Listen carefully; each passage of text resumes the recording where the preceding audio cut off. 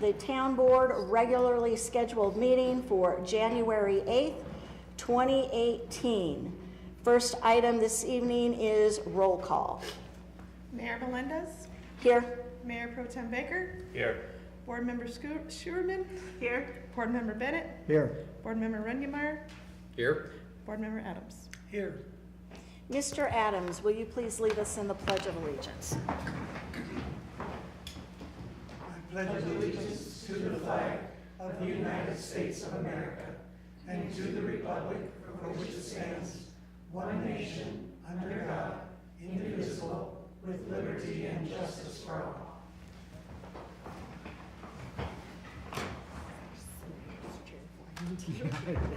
Item 3 is review of agenda by the board and addition of items of new business to the agenda for consideration by the board. Madam Mayor, I would move to approve the agenda as presented. Second. Okay. There's a motion on the floor from Ms. Sharman and a second from Mr. Baker approving the agenda as presented. All in favor, vote with a yes. Opposed, no.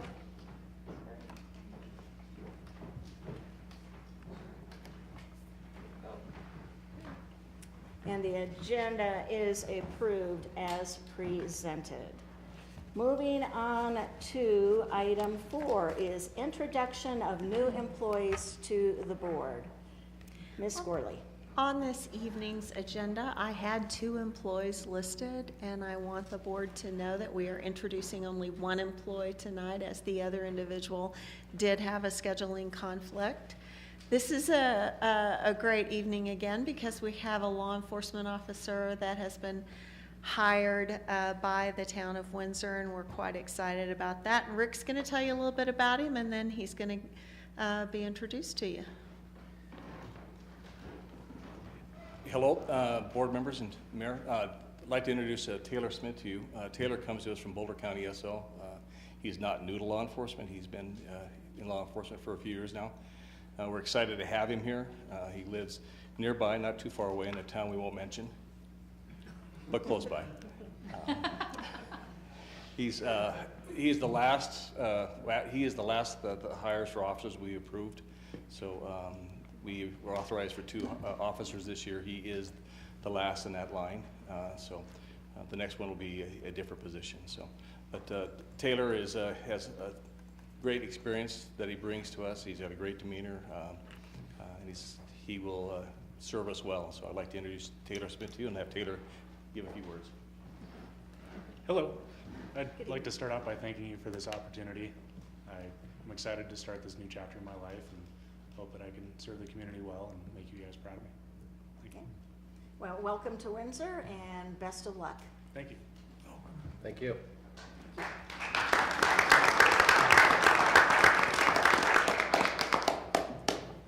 Next item on the agenda this evening is board liaison reports. Mayor Pro Tem Baker, Parks, Recreation, and Culture Advisory Board. Thank you. I have no update. There's not been a meeting since my last report. Okay. Town Board Member Sharman, Water and Sewer Board, Clearview Library Board. The Water and Sewer Board met and made a recommendation, which we'll be seeing later in the agenda. And then the Library Board met, but I was unable to attend. But from the report on it, looks like just finalized budget and all the necessary mill levy and those kind of things, and started some of their 2018 planning. Okay. Town Board Member Bennett, Planning Commission, Windsor Housing Authority. Surprisingly, the Planning Commission canceled their last 2 meetings.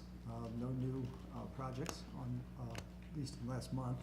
The Windsor Housing Authority met a few weeks ago, and at that time they were evaluating 2 possible land purchase opportunities for additional senior housing. Town Board Member Rennemeyer, Historic Preservation Commission, Great Western Trail Authority, and Chamber of Commerce. Historic Preservation Commission, there is no update as we have not met since our last board meeting. And the Chamber of Commerce is meeting this Wednesday. I'll have an update at our next board meeting. The Great Western Trail Authority met last week. We covered several different topics, of which I have not had an update from a couple activities that were actually happening on that night with the North Front Range MPO that was meeting that night and talking about the TAP grant that is being sought to complete the trail from Severance to Eaton. So I haven't heard how that went, but the Great Western Trail Authority Chair, Tom Jones, was at that MPO meeting. I just haven't heard how that resulted, probably until our next meeting. And the Great Western Trail, within the next month, will be billing a separate invoice for the approved amount of money in order to get the matching grant for the $50,000 for to unleash that one grant to start the work on the trail from Severance to Eaton. So that's the only update. Okay. Town Board Member Adams, Tree Board and Poudre River Trail Corridor Board. Thank you.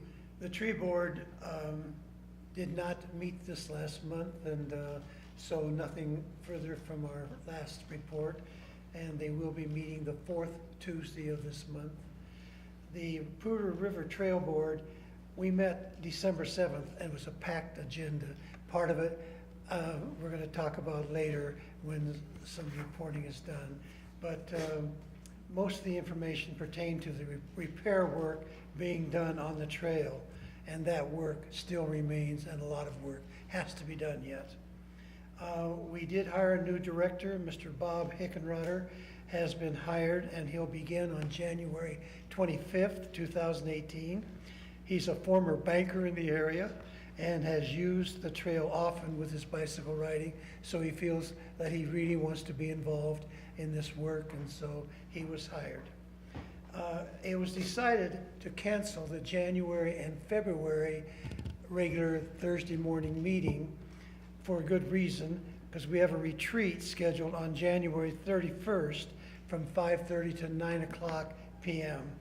This will allow the staff some time to get to know Mr. Hickenroder, and also, I hope I'm not butchering the name too badly, but anyway, and also to acclimate him to what we're looking for, what we're planning to do, and then also give him a chance to plan the retreat on the 31st.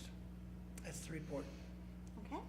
And I have Downtown Development Authority and North Front Range MPO. So with regards to Downtown Development Authority, we met on December 20th, approved the budget, and so the board now will be busy. We've got lots of projects in the queue. We've got a parcel of land under contract. We'll be continuing with Brinkman on working on some kind of project development for the downtown.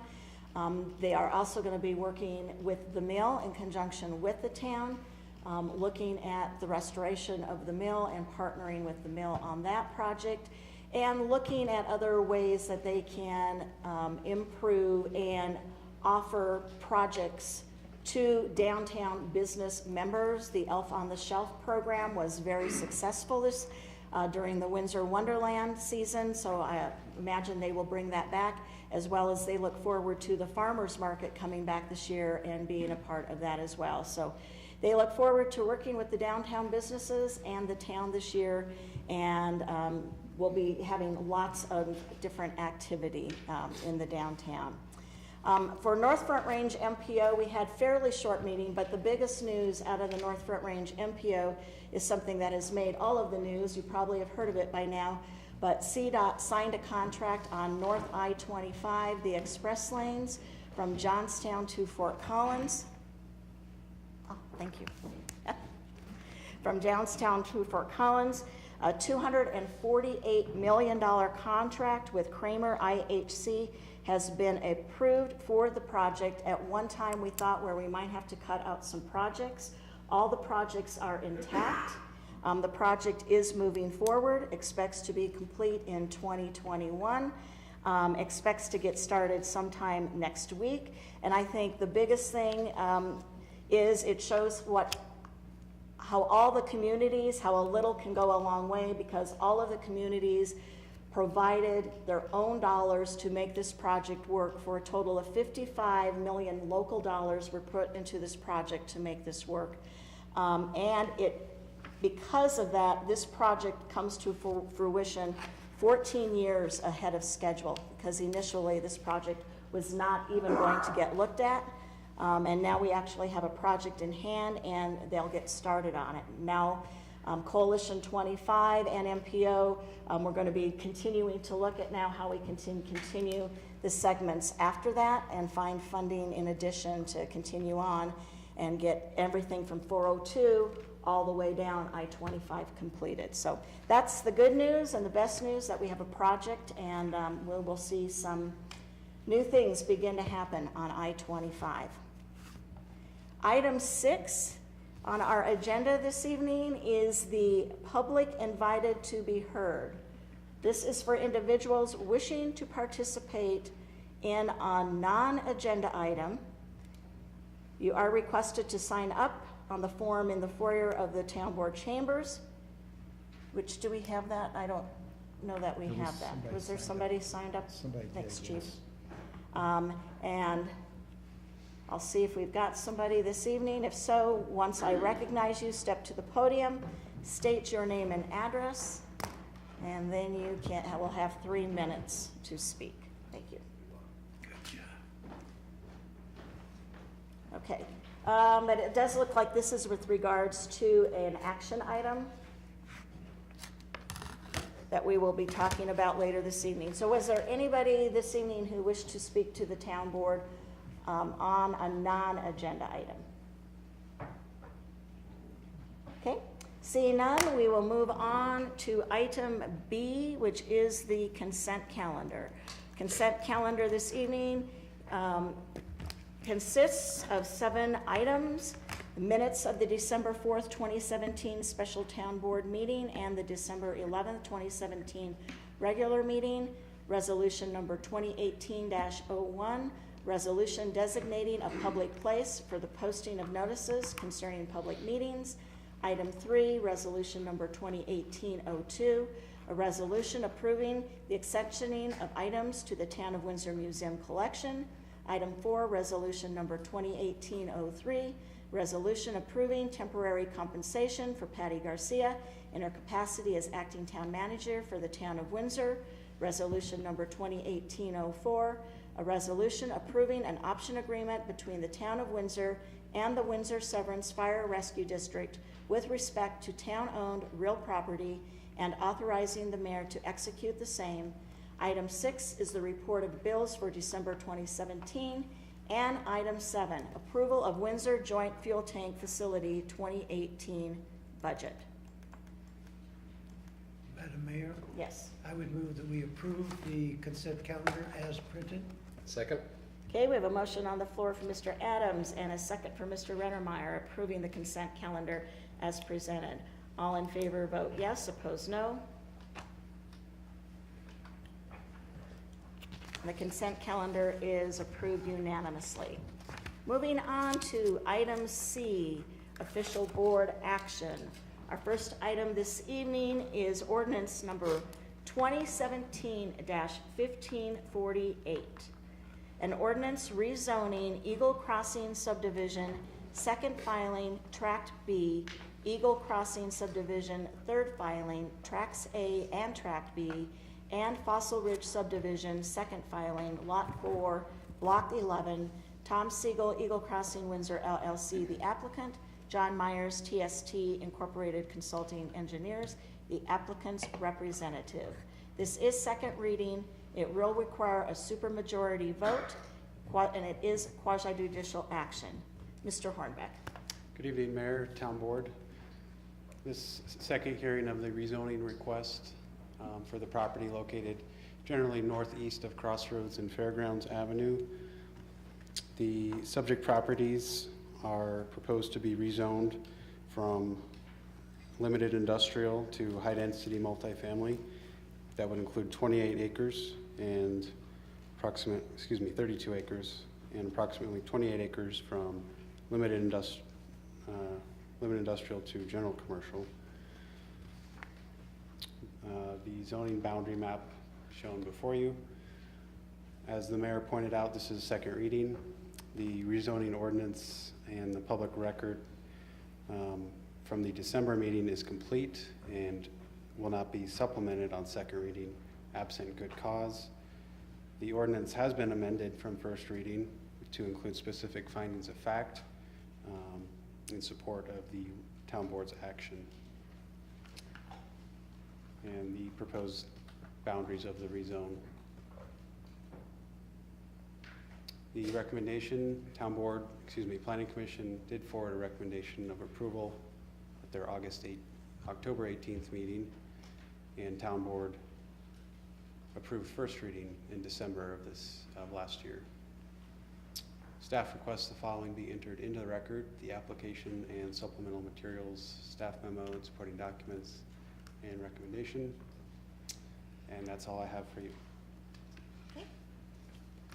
Are there any questions for Mr. Hornbeck? Okay.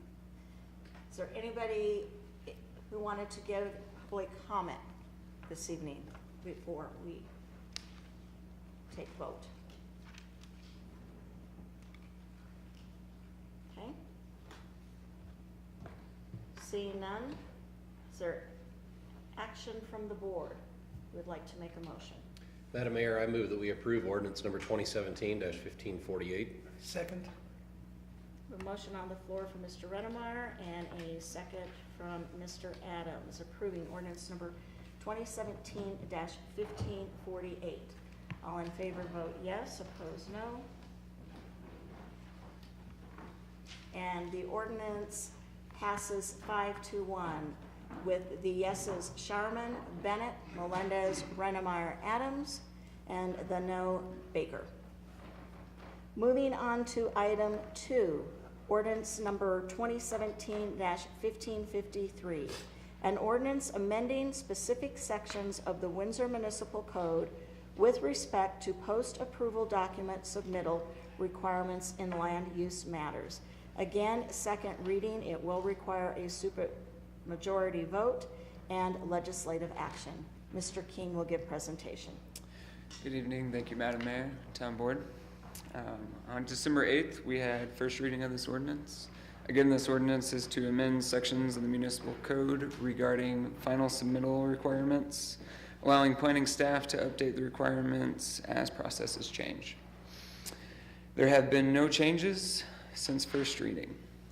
That is all I have. Okay. Are there any questions for Mr. King? Is there anybody in the audience who had comment on this item before we take? Okay, seeing none, then I would seek a motion. Madam Mayor, I move that we approve ordinance number 2017-1553. Second. Motion on the floor from Mr. Redemeyer and a second from Ms. Sharman for ordinance number 2017-1553. All in favor vote yes, opposed no. And the ordinance passes unanimously. Moving on to ordinance number 2018-1554, an ordinance fixing the compensation of the municipal court judge and municipal court clerk for the town of Windsor in compliance with sections 13-10-107 and 13-10-108 Colorado Revised Statute and section 2-4-90 of the Windsor Municipal Code. This is first reading and legislative action. Mr. McCarter. Thank you, Madam Mayor. This is something we do every year once the budget is approved. Statute says we have to approve specifically the municipal judge and the municipal court clerk's compensation by ordinance. So this ordinance just captures what was appropriated for those two offices in the budget that you approved last November and does it by ordinance as required by state law. There's no real magic here. It's just reinforcing what we have to do as a municipal court of record. Okay. Questions for Mr. McCarter? Okay. Seeing none, is there a motion? Can I ask something really quick? It says ordinance number 2018-1554. Is that correctly numbered? I noticed the rest of our items start with 2018, 04, 05, et cetera. I'm just... So the ordinances are numbered differently, and that's how it was when I started here. The resolutions start over each year with 01, 02. The ordinances continue on in sequence. Okay. You just add the 2018. I just wanted to make sure that, okay. Thank you for checking. Okay. Madam Mayor, I move that we approve ordinance number 2018-1554. Second. Okay, we have a motion on the floor for Mr. Rennemeyer and a second for Mr. Baker, approving ordinance number 2018-1554. All in favor vote yes, opposed no. And the ordinance passes unanimously. Moving on to item 4, resolution number 2018-05. A resolution making certain findings of fact concerning the Swanson annexation to the town of Windsor, Colorado, determining substantial compliance with sections 31-12-101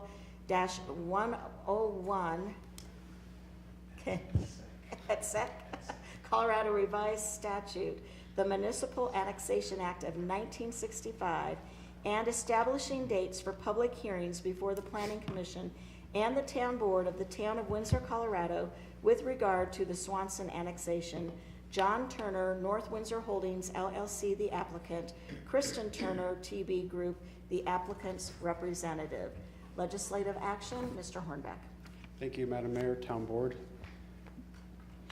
This proposed annexation of approximately 29 acres is proposed to be zoned general commercial and residential mixed use into the town of Windsor. The purpose of this annexation is to annex portions of the Harmony Road right-of-way, as well as assembling adjoining properties as a part of the Rocky Mountain Sports Park project. The sports park project itself will require various approvals in front of Town Board. The purpose of the resolution before you tonight is to make certain findings of fact concerning the annexation, determining substantial compliance with the Colorado Municipal Annexation Act. The act requires that after a conforming annexation petition has been submitted, Town Board set the public hearing dates. The hearing dates that have been set are February 7th, 2018 by Planning Commission and February 12th, 2018 by Town Board. There's a map in the packet of the location of the annexation for your reference, and staff does recommend approval of this resolution. Okay. Are there any questions for Mr. Hornbeck concerning this resolution? Is this the only parcel piece with regards to the overall project that's scheduled there that will have to be considered for annexation? The next agenda item tonight is a different piece. Okay. Any other questions? If not, I believe we had somebody who had signed up, Marcia Maeda. Please come up, state your name and address. Good evening, Madam Mayor and Town Board. I'm Marcia Maeda. I live at 6711 Stephen Street, Windsor. My husband and I have lived on Stephen Street for 45 years. I am objecting to the annexation requests for the Swanson and Road 76 properties by the developers of the Rocky Mountain Sports Park. The spokespersons for the business and the town's economic development director described the sports park as a tourist destination. It is to include hotels, dormitories, retail, restaurants, parking lots for thousands of cars, a field house, acres of artificial turf, all accompanied by night lighting, big lights, according to the park's website. There will be sports tournaments and even concerts, I've been told. Its presence is likely to draw other tourist-centric businesses nearby, motels, fast food restaurants. It is to be located directly adjacent to residential neighborhoods, 2 of them long established, 1 developed in the last 10 years, 1 still under construction. Traffic will impinge on our access roads. Noise will destroy our quiet during the months when we are outside and our windows are open. Lights will erase our night sky. Though development is inevitable as families give up farming, this location is not suitable for such a business. I ask that the board avoid succumbing to the lure of promised millions in tax revenue and be a good neighbor by denying these annexation requests. Thank you.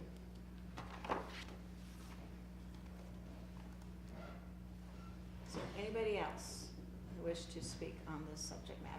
Sir? Oh, okay. She'll answer any questions you have, though.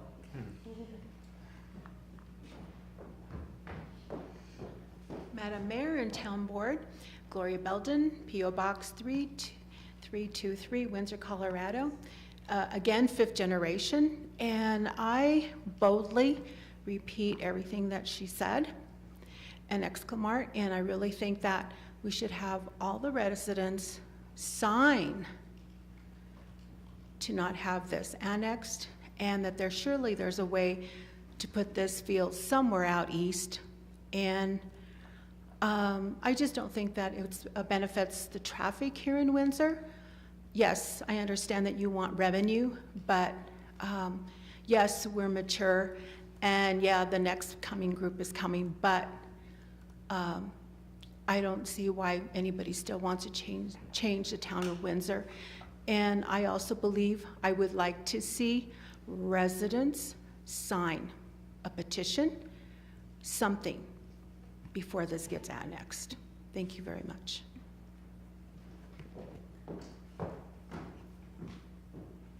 Is there anybody else?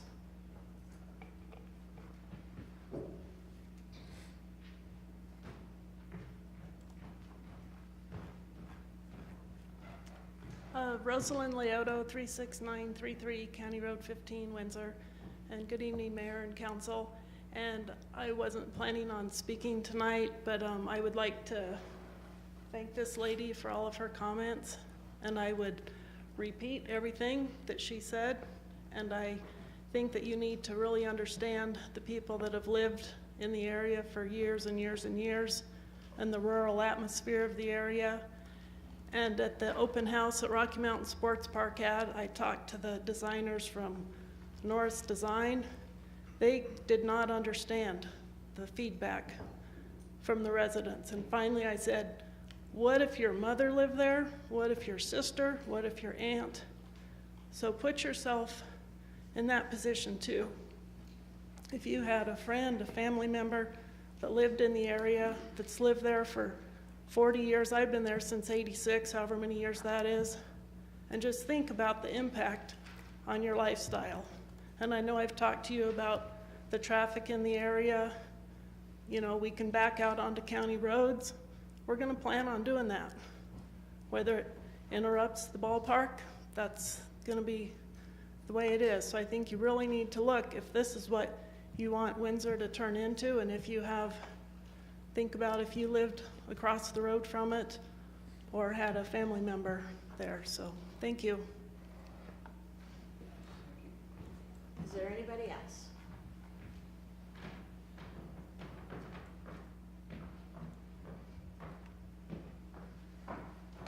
I'm Joan Glayback. I live at Soaring Eagle Circle, and we have 25 bald eagles this winter on the reservoir, on Windsor Reservoir. I want those to be able to be kept there, or if they want to stay. They won't stay if this park goes in. We also have great horned owls nesting, and they're about to nest the end of January. And this goes on every year so far. And I agree with everything Mrs. Maeda said. She did a great job. And I have already put a letter in your file. I brought a letter in about all my concerns several weeks ago. Thank you.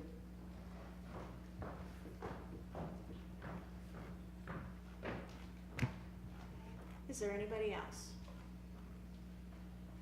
Okay.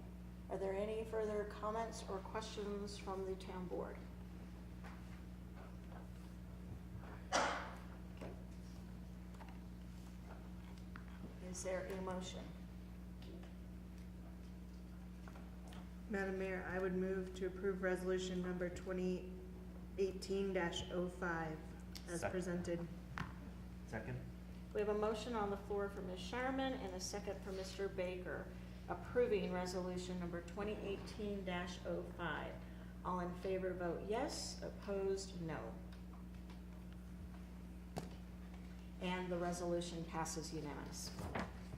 Moving on to item 5, resolution number 2018-06, a resolution initiating annexation proceedings for the Weld County Road 76 annexation to the town of Windsor, Colorado.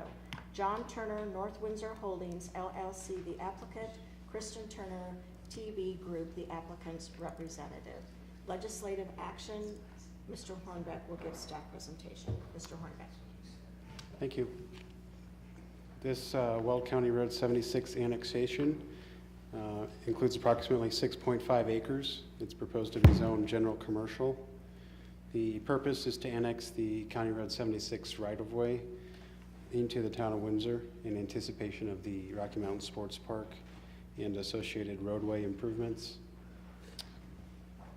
The development of the sports park, again, would require specific approvals by town board at a future date.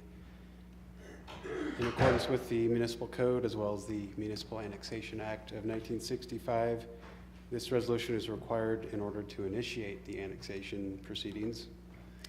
Again, there will be additional public hearings on the annexation itself at a future date. Staff does recommend town board approve the resolution initiating the annexation proceedings as presented.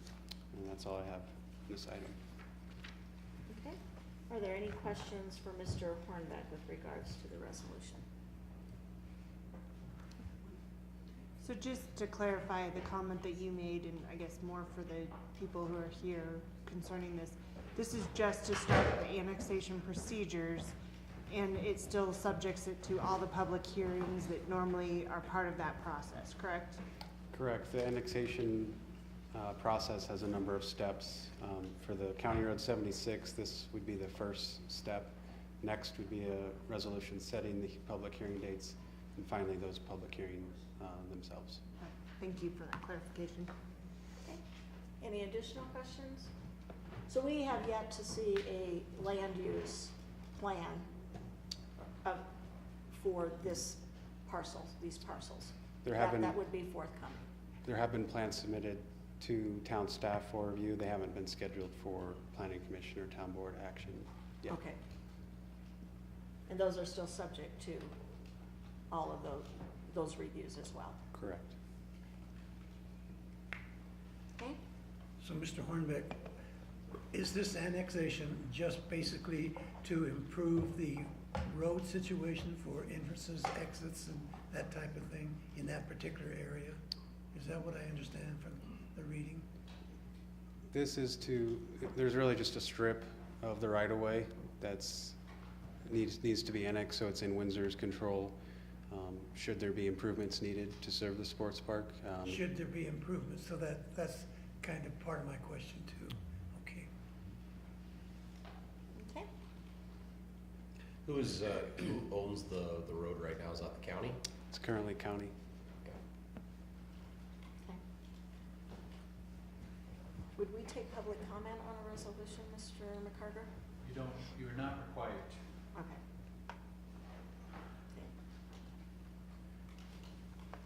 Then I would seek a motion. Madam Mayor, I move that we approve resolution number 2018-06. Second. Okay, with a motion on the floor for Mr. Bennett and a second for Ms. Sharman, approving resolution number 2018-06. All in favor vote yes, opposed no.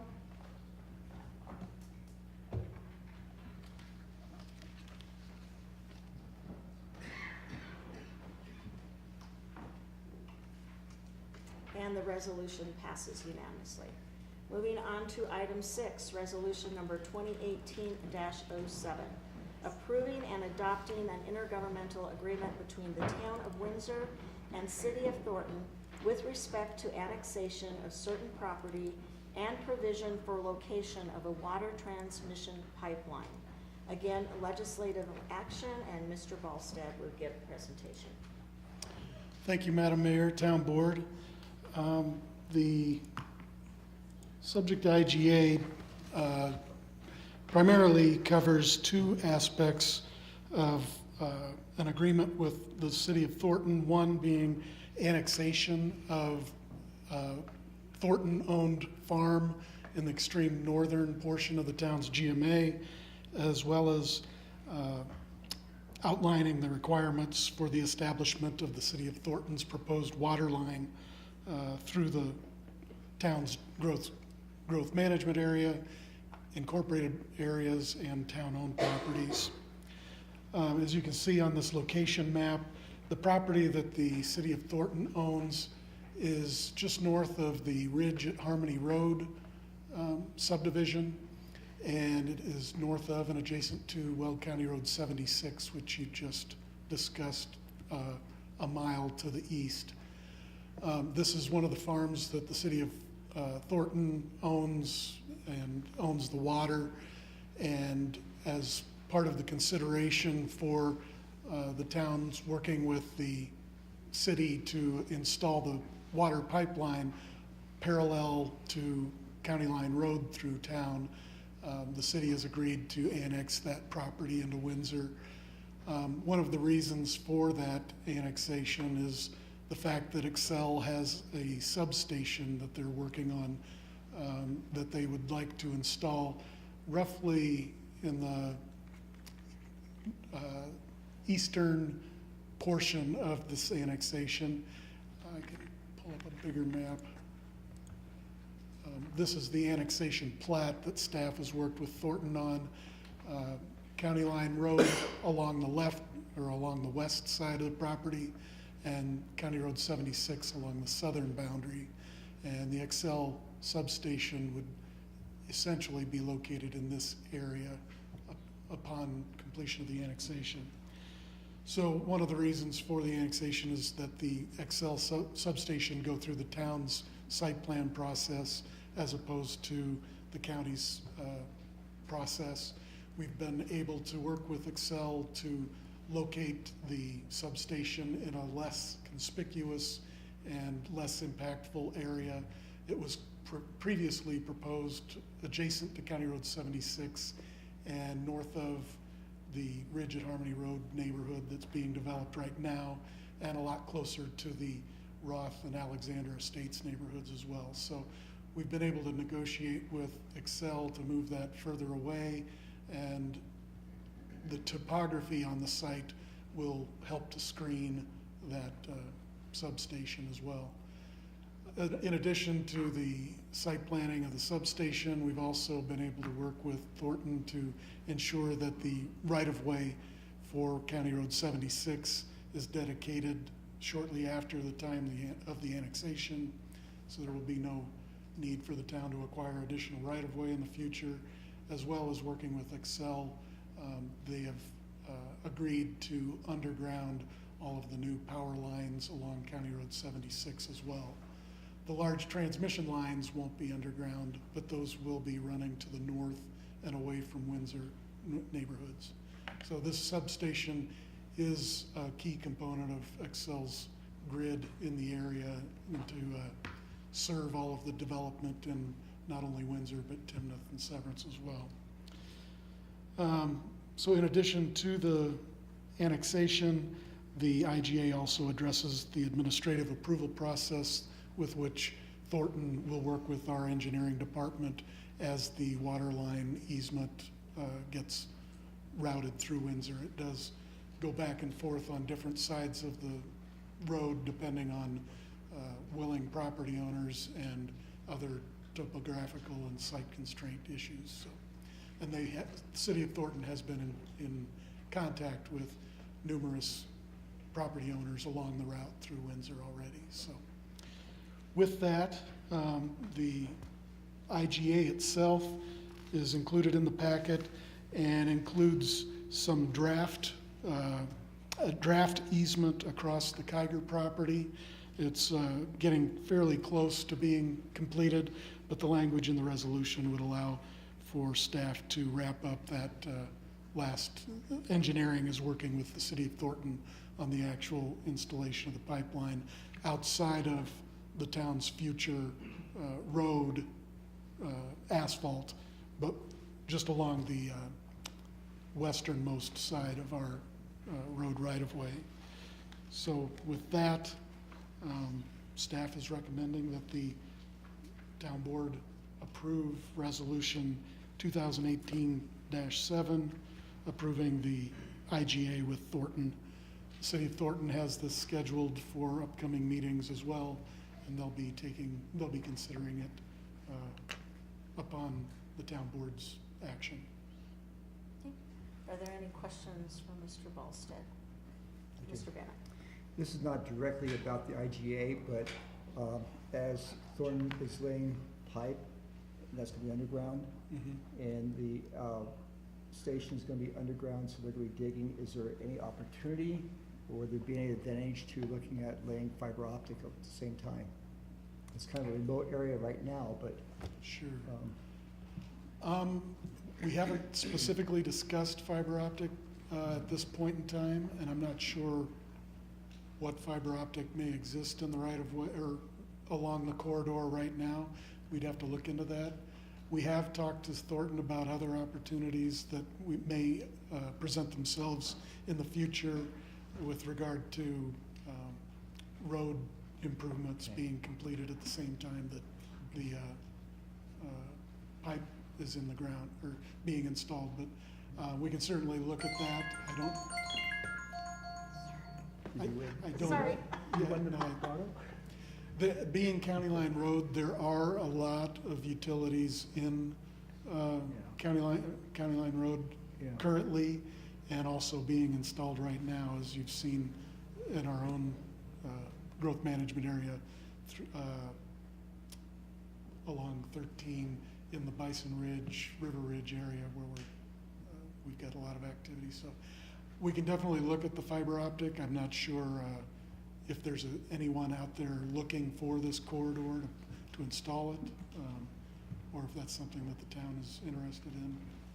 I appreciate what you all do. Whenever there's an opportunity, if they're already digging a trench, sure, we ought to look at what can we do, roadway improvement or fiber optics or whatever other needs we have when the opportunity's there in front of us, if it's already opened up. Right. And this will be incrementally installed as Thornton. I know that they've already installed a segment of pipe on the Rain Dance property under New Liberty Road. Just while those improvements were being made, they got that piece completed early, and as opportunities present themselves, it will probably come in phases, I guess. Besides the initial annexation and zoning payment, will there ever be any other fees that Thornton will be paying to Windsor in conjunction with this? Not that I'm aware of. Can you think of any? I don't believe so, Madam Mayor. Okay. And there is the substation taxed or anything, or that's, or not? Being a public utility, I don't believe so, but I would have to look at that as well. But the changes that they have agreed to some changes, which I think is to property owners' advantage, that we have got them to make these changes. Is that correct? We've got them to relocate in a better area. We've got them to do some additional criteria. Definitely. They are relocating from their original position adjacent to 76 further to the north and to the west. There's some wet or some standing water along County Road 76 in the vicinity, so that is pushing the substation even further away from the neighborhoods. And we will be the ones reviewing the site plan application. It would come back before Planning Commission and Town Board as well, as opposed to if it were not annexed, it would be going through the Weld County process, and we would simply have a referral. Right, so it would go through one way or the other. What we've tried to do is to get it to be annexed so that we can have some say and control into what happens. Is that correct? Correct. Madam Mayor. Yes, Mr. Runner? Is there, Thornton is preliminarily okay with the annexation, are they not? Mm-hmm. I'm questioning if we approve it and they somehow aren't in favor of it when they take it up, Mm-hmm. and they, let's say they were to kill it. I was just curious what then, happens at that point. So the drawings that I have on the screen right now are actually Thornton produced drawings they're ready to submit for annexation within 10 days after approval of the IGA. If anything, I would expect that they may have simply some tweaks or minor changes that they may propose. Not that I expect that. I expect that they've got similar agreements with Timnath and other communities up and down the corridor, that their council is probably familiar with the terms that their staff has worked out with us, that I don't expect it, but for them to kill it would be a big problem with their pipeline project. So. If there are any tweaks, does that end up coming back before us? Oh, definitely. Okay. Any other questions?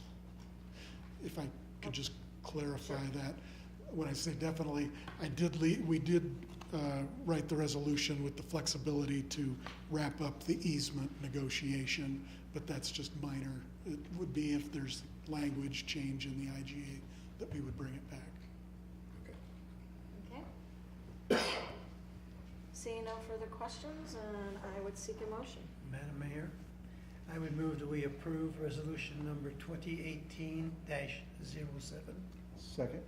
Motion on the floor for Mr. Adams and a second for Mr. Bennett approving resolution number 2018-07. All in favor vote yes, opposed no. And the resolution passes unanimously. Item 7 is a public hearing, resolution number 2018-08, approving an agreement to revoke First Amendment to intergovernmental agreement between the town of Windsor and the town of Severance. Legislative action, Mr. McCarter will be giving presentation, and I would seek a motion to open public hearing. Madam Mayor, I move to open public hearing. Second. Motion on the floor for Mr. Rennemeyer and a second for Mr. Adams. Open public hearing. All in favor vote yes, opposed no.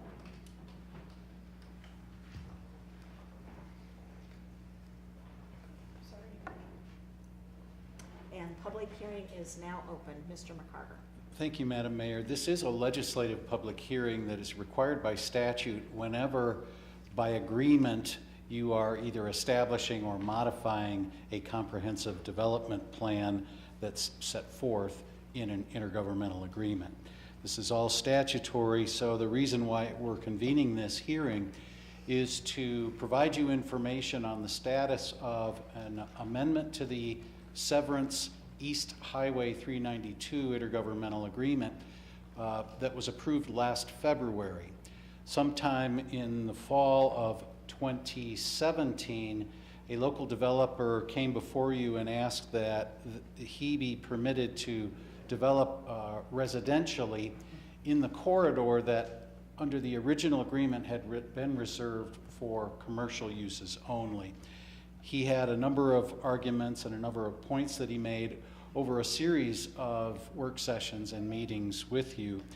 And ultimately, the conversation led to a combination of residential products as well as some commercial. In the interim, both Windsor and Severance have seen significant residential development. As you know, the planning report shows that residential building permits have been issued at a blistering pace here. The same is not numerically true in Severance, but the Severance board, or at least the Severance manager, acknowledges that residential development is proceeding, and staff is concerned that the elimination of even that portion of the commercial corridor could affect you in the long term when it comes to the available land for commercial development. There's a secondary reason for this, which is that the developer presented some conceptual drawings to you in the fall, and it was October of 2016, and those depictions showed some multiple family product in the far west end of the corridor area, some single family, and then what appeared to be a senior living facility And that senior living facility came out of a request by the town board to make that kind of product available to seniors who wish to remain in Windsor or move to Windsor. And so the conceptual drawing showed that kind of product, as well as some transportation corridors that were reflected so that traffic could run through this portion of the Village East property down to State Highway 392 rather than through a neighboring subdivision to the west.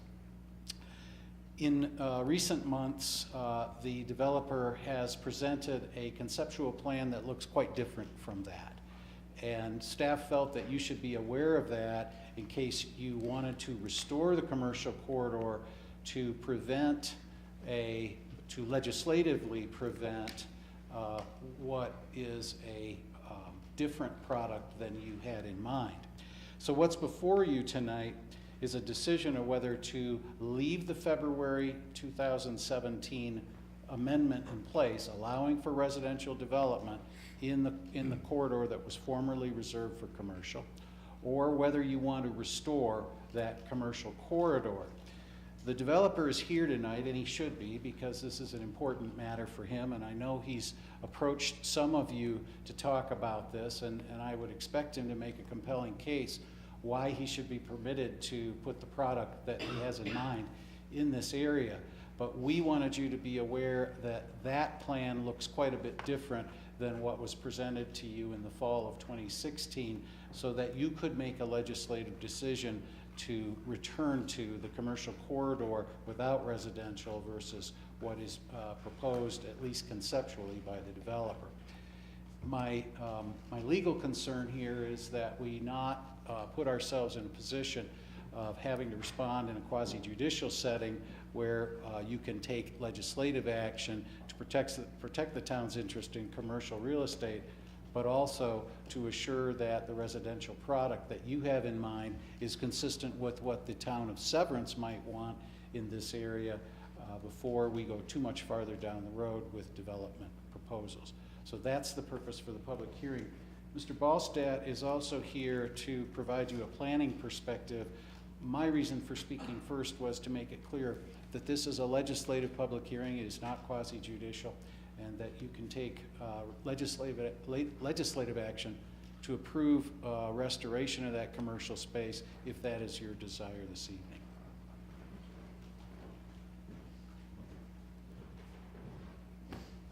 Mr. Ballstead, did you want to add anything at this point?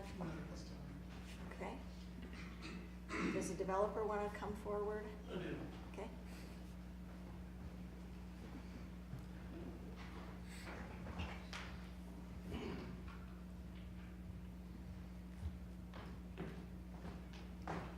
Madam Mayor, Town Board, how are you?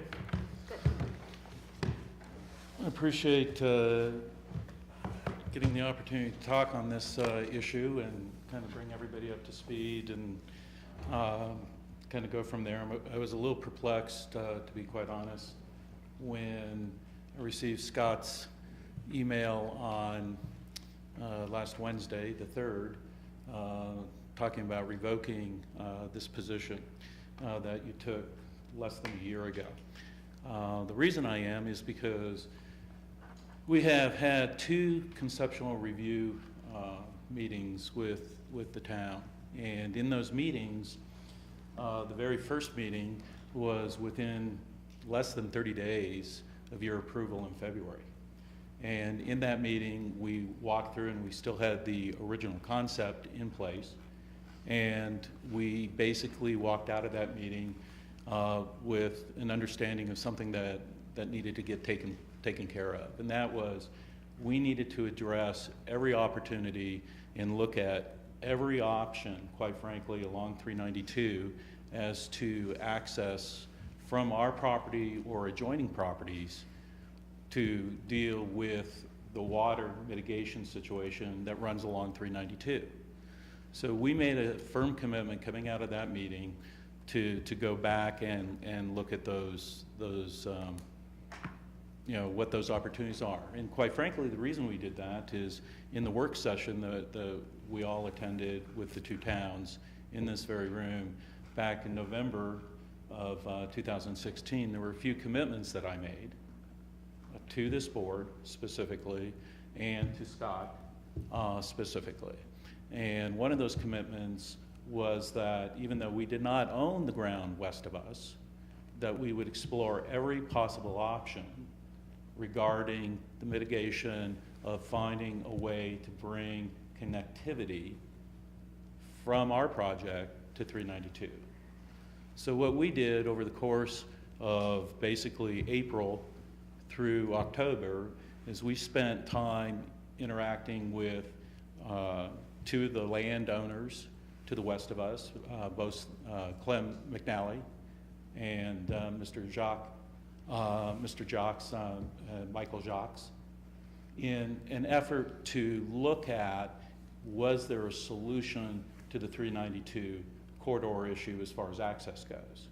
More importantly, though, is that we hired our traffic engineer to come back and review specifically what needed to be done from a standpoint of transportation and whether or not connectivity really need to take place, or was the current road structure as being proposed in our development, was that adequate to take care of the issue?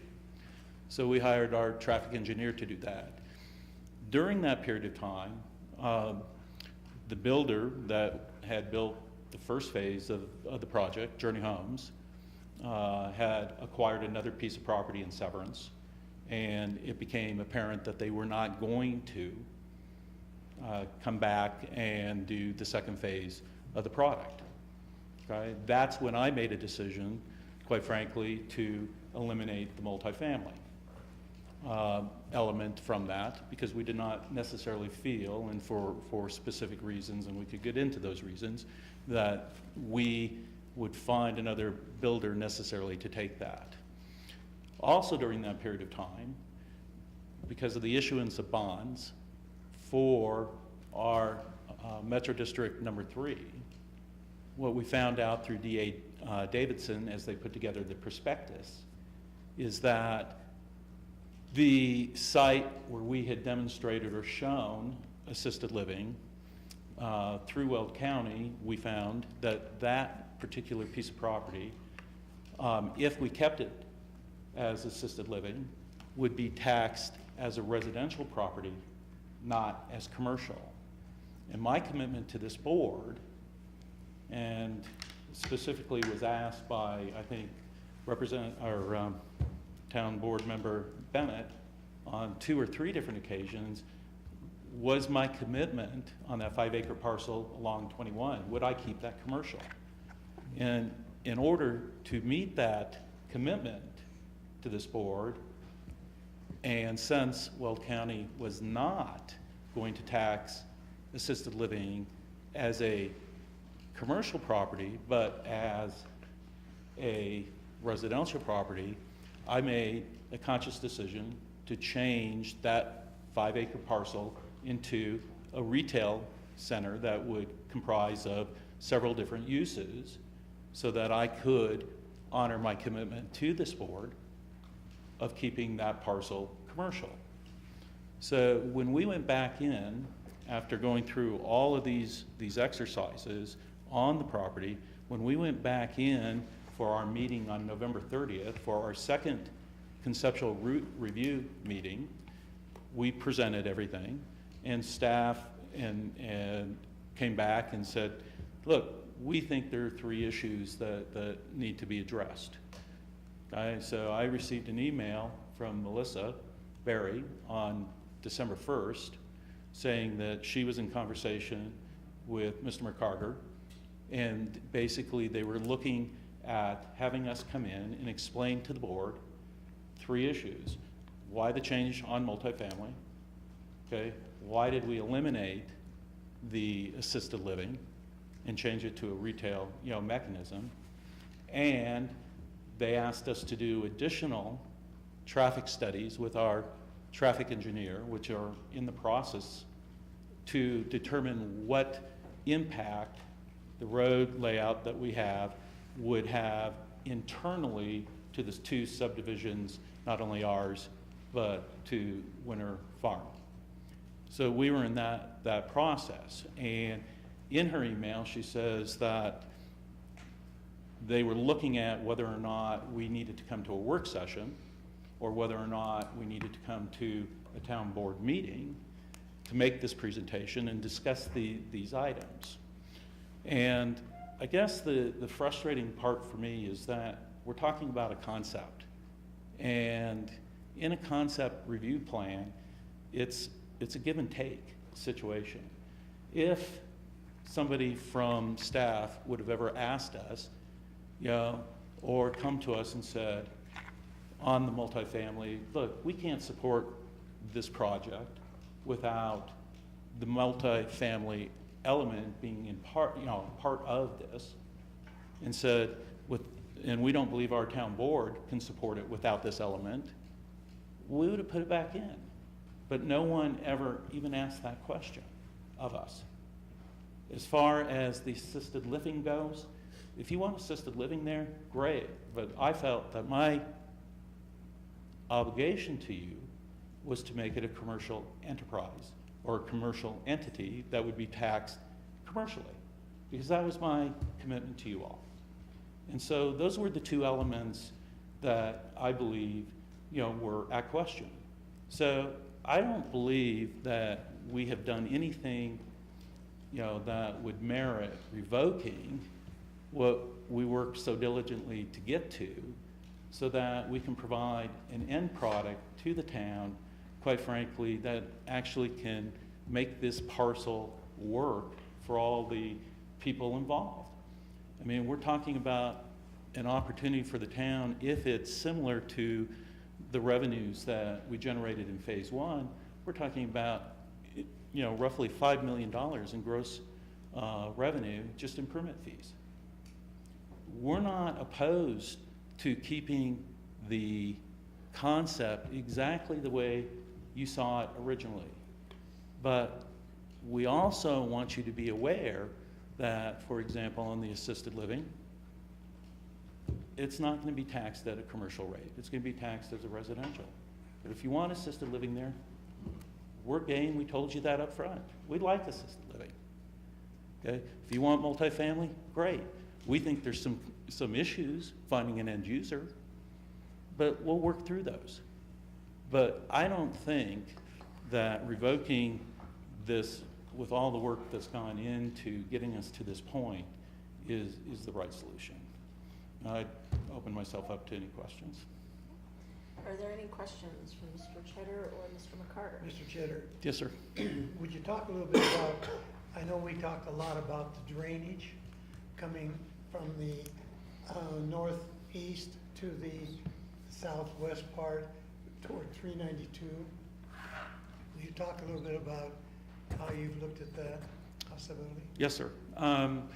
What we've done is after our initial concept review meeting in March of 2017, we came out of that meeting with a commitment to go back and do further flood analysis, not only on our property, but on Mr. McNanny's property, which is the Pioneer Sand and Gravel site, and in addition to that, Michael Jacques' property, which is the property to the west of Pioneer.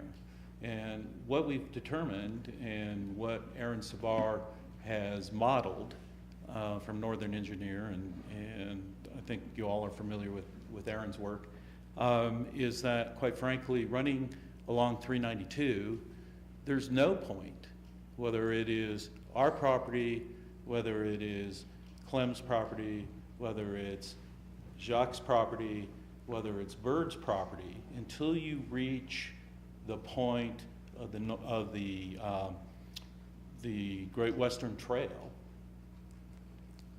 on 392, until you reach that point, you're dealing with once we've detained everything we humanly can on our property, you're dealing with 2,800 CFS moving down the road. And as Mr. Roth pointed out in our last concept review meeting, is the worst point of that is Mr. Bird's property when you get to the trail. Because you've got the impact of not only the water coming from our site, but then you've got the water coming from the John Law on the west side. So you run into a situation. We looked at, for example, I looked at a idea where we could acquire the Jacques property.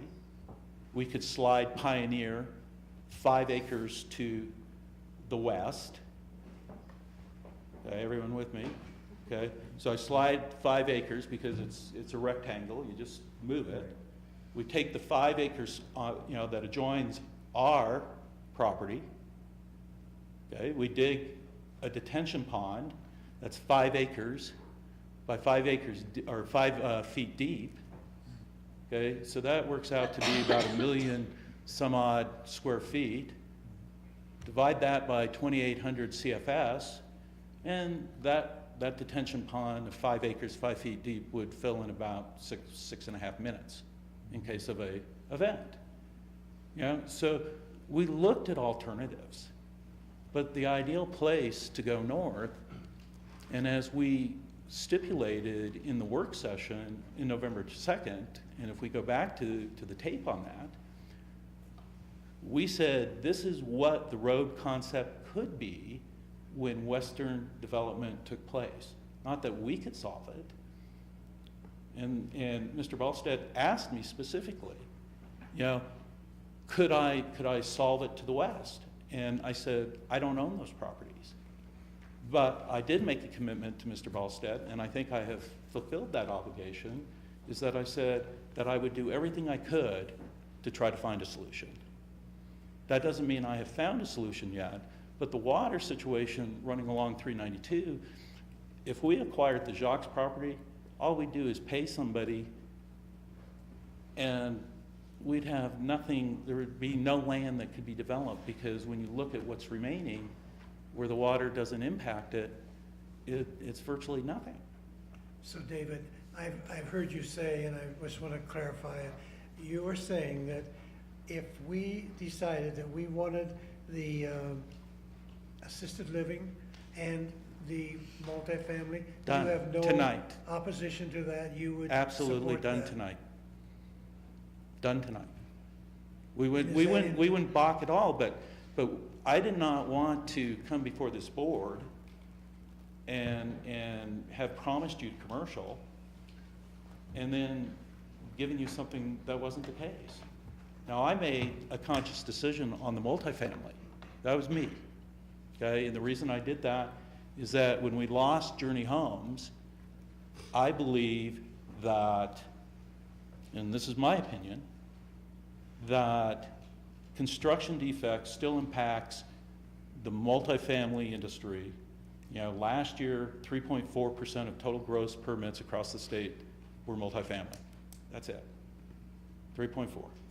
For sale. Multifamily. Now, can we find somebody to do a project like Journey? Journey was going to do a for rent product, multifamily, in there. Can we find somebody to do that? I'm willing to go find them.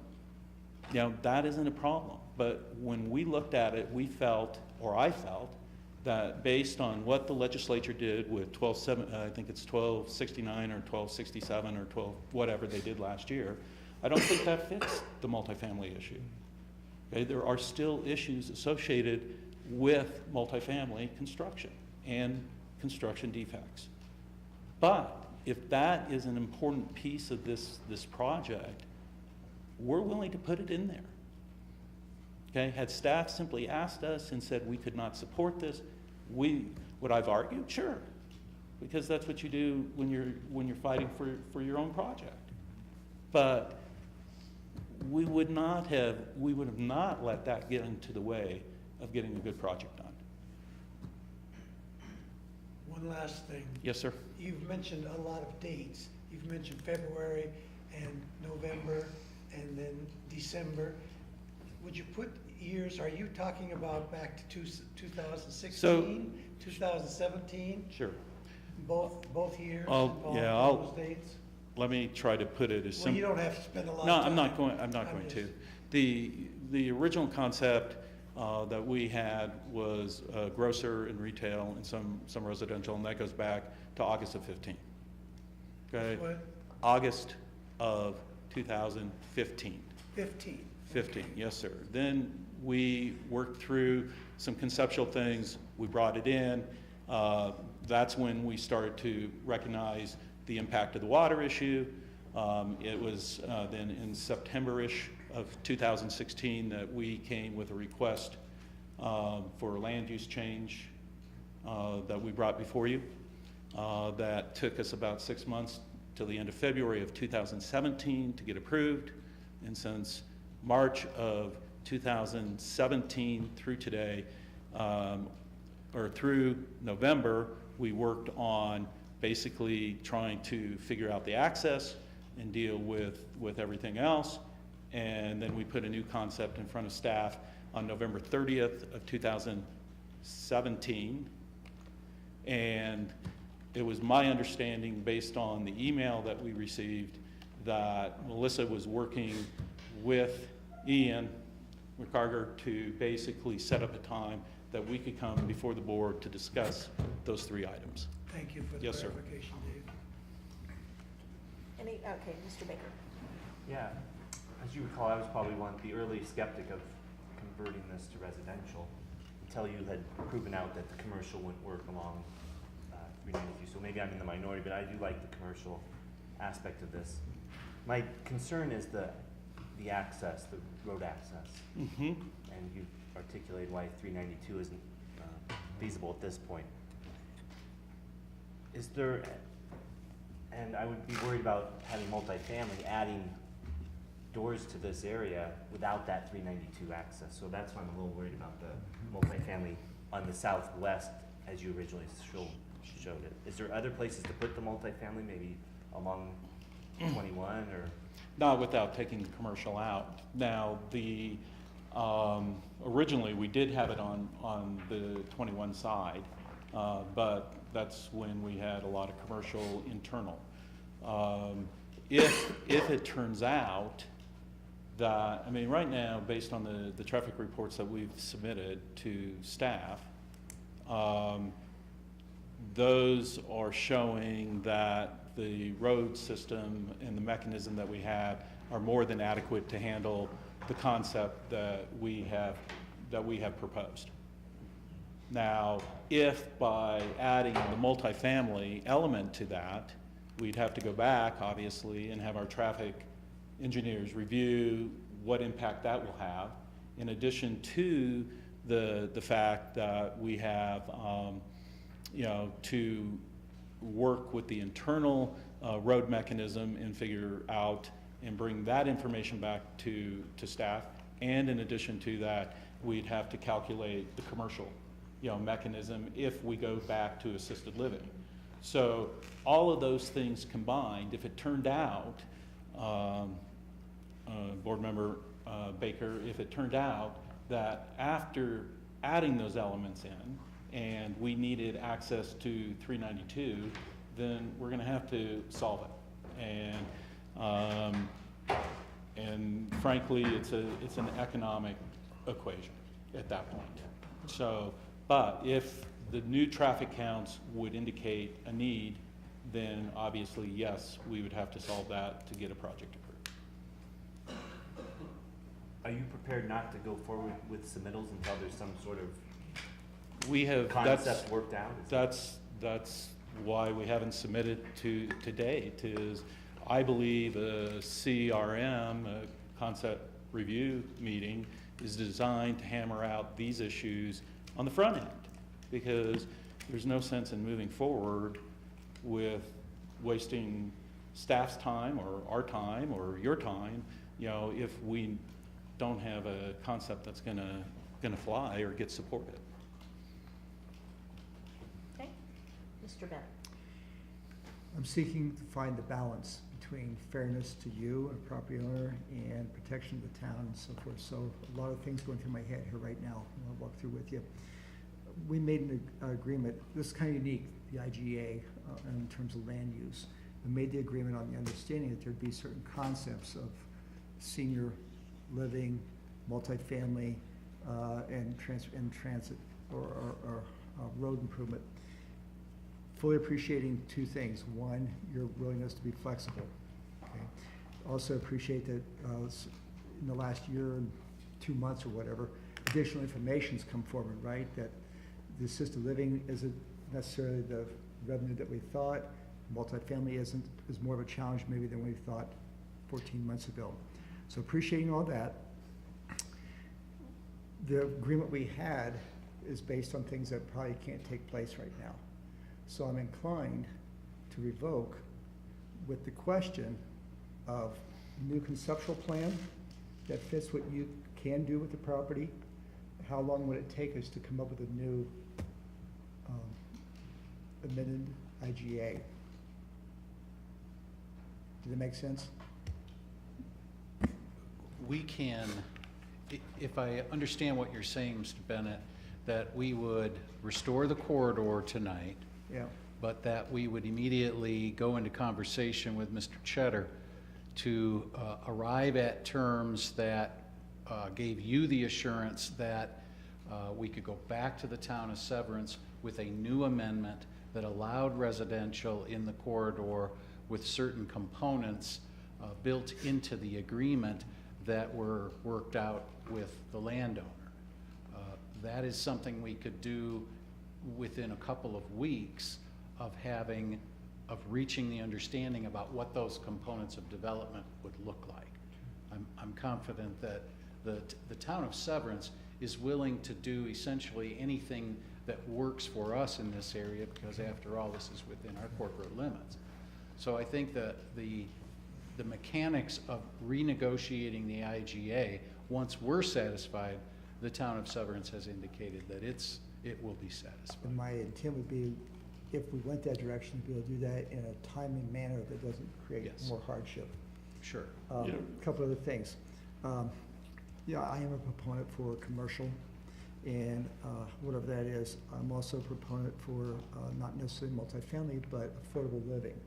So it doesn't have to, affordable housing. Okay. It doesn't have to be I've always asked homeowner or home builders the possibility of having smaller lots and building smaller houses that are more affordable. It doesn't have to be multifamily, so just whatever fits.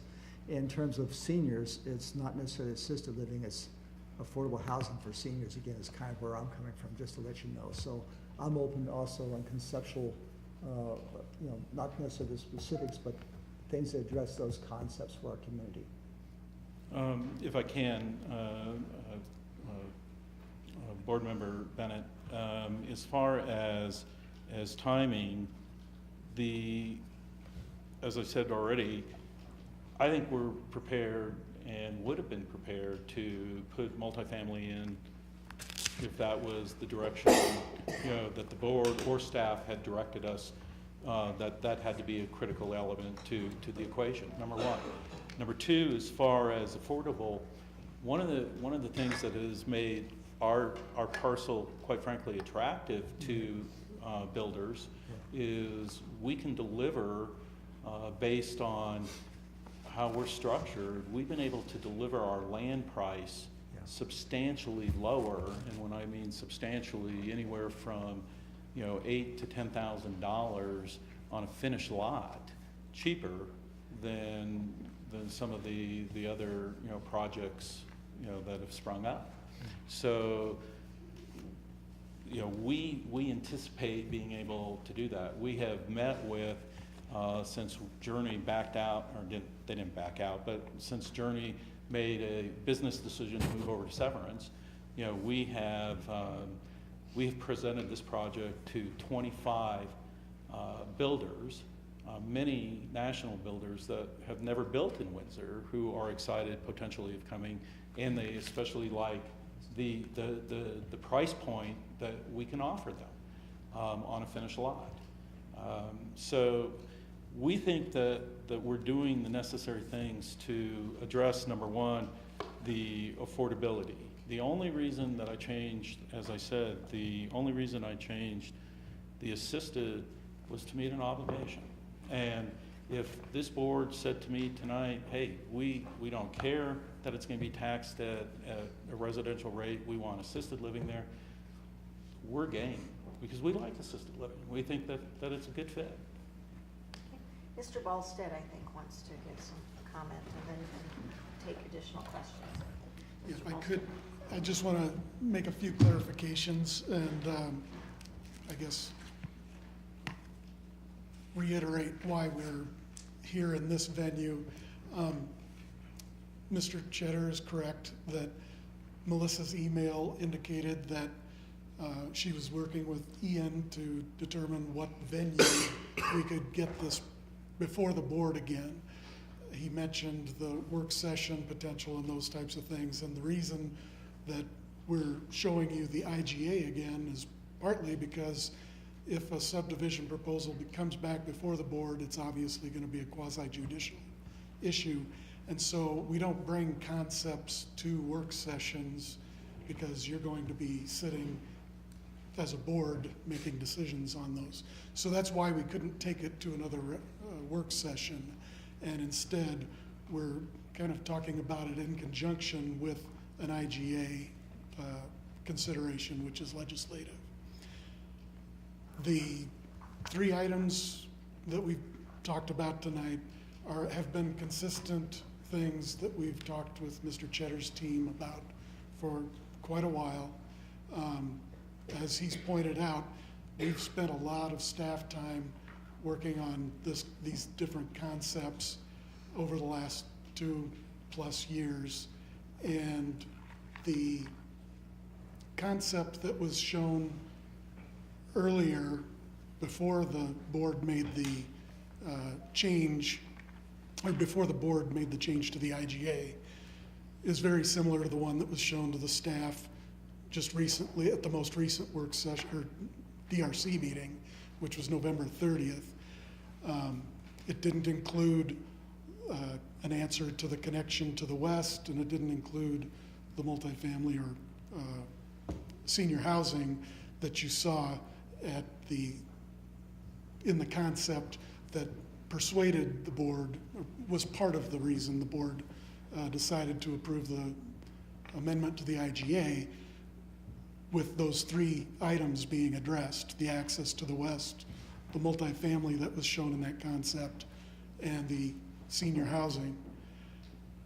When staff received the November 30th concept review, and it didn't include any of those items, or didn't include the senior housing that was discussed, and it left on an stub street to the west, but it didn't provide any solution as to how we were going to avoid traffic from using Peakview Estates as their western way to get to the west. Staff was being, I guess, mindful of what was discussed at the last town board work session, being mindful of the concerns that we've heard from the Peakview Estates residents, that when the Village East subdivision opened up last summer, they voiced a lot of concerns about increased traffic through the Peakview subdivision and traffic speeds and those types of things. So we've asked Mr. Cheddar's team multiple times to provide a solution so that we're not exacerbating that concern that the Peakview residents have voiced. So I just wanted to throw that out there. Staff doesn't disagree with Mr. Cheddar in terms of there are all kinds of engineering issues with this property. It's not been an easy property. I've worked on it the entire time I've worked for the town, since 1999. And it's been addressing issues for 20 years almost. So we're not saying that there aren't issues there, but we're asking them, Mr. Cheddar's team, to resolve those issues so that way we're not making a problem worse for the existing neighbors in Peakview out there. So I just wanted to make those clarifications. We weren't trying to pull a switcheroo on Mr. Cheddar. It was really, we can't take a concept to a work session because it's quasi-judicial. So we brought back the IGA as a vehicle. Additional questions, Yeah. Mr. Baker? Sorry, Mr. Cheddar, it feels like we're pretty close on something here, but what is the hardship to you by restoring it back to the way it originally was, you bringing a new revised concept with your assisted living or whatever? I think that the hardship is that we can't be, until I have a plan in hand and moving forward with entitlement, I can't get to a point with a national builder or any other builder to enter into a contract based on entitlement, because I don't know what that time frame will be. I think the real issue for us is that I firmly believe that if it's simply a matter of saying we want a multifamily element, we want assisted living versus the commercial element that we put in, you can have a new concept probably within 10 days that meets that need, and then it boils down to the traffic. Now, the traffic, and we all need to understand that the Great West Trail divides our property, basically north and south. It doesn't go across north and south, it runs in a diagonal. But the phase one, the traffic that, or the new part of the subdivision is roughly approximately 100, and if we have multifamily, it would change these numbers, but it's roughly 130 single family homes on that south side. Okay, so what that is that, and that's why our traffic engineer went in, and when looking at that, he evaluated, and we had him evaluate 160 homes, not 130, but 160 homes, okay, to evaluate the east access point onto County Road 21 and its impact on County Road 21 and 392. They determined, and this report was submitted with our November 30th concept plan, okay, they concluded that no access point onto 392 was necessary now or moving forward. And I think the thing that I'd like us all to keep in mind is that the likelihood of additional development from the Northwest Trail, or from the Northwest Trail, from the Great West Trail, which is the half-section line traveling east to County Road 21, the likelihood of additional development along that strip, once we're done, is virtually nil because of the water issue. There's just no way to mitigate the water going forward. And I think Scott would probably agree with me on that. The issue becomes, what do we do with connectivity? And one of the things that staff asked us to do, and we're in the process of providing, is additional road information regarding the inner workings of our neighborhood in the Winter Farm, so that we have a full understanding of how traffic flows based on the existing and what the new subdivision, the 130 homes on the south side, would generate.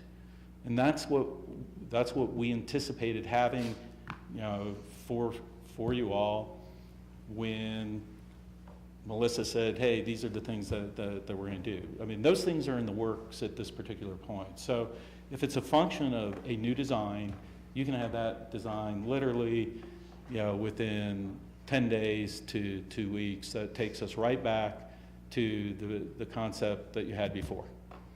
Okay? That's not a problem. The traffic study, it's when I'm not their only client. So that's just a function of when my number comes up, so to speak, and they can get that work done.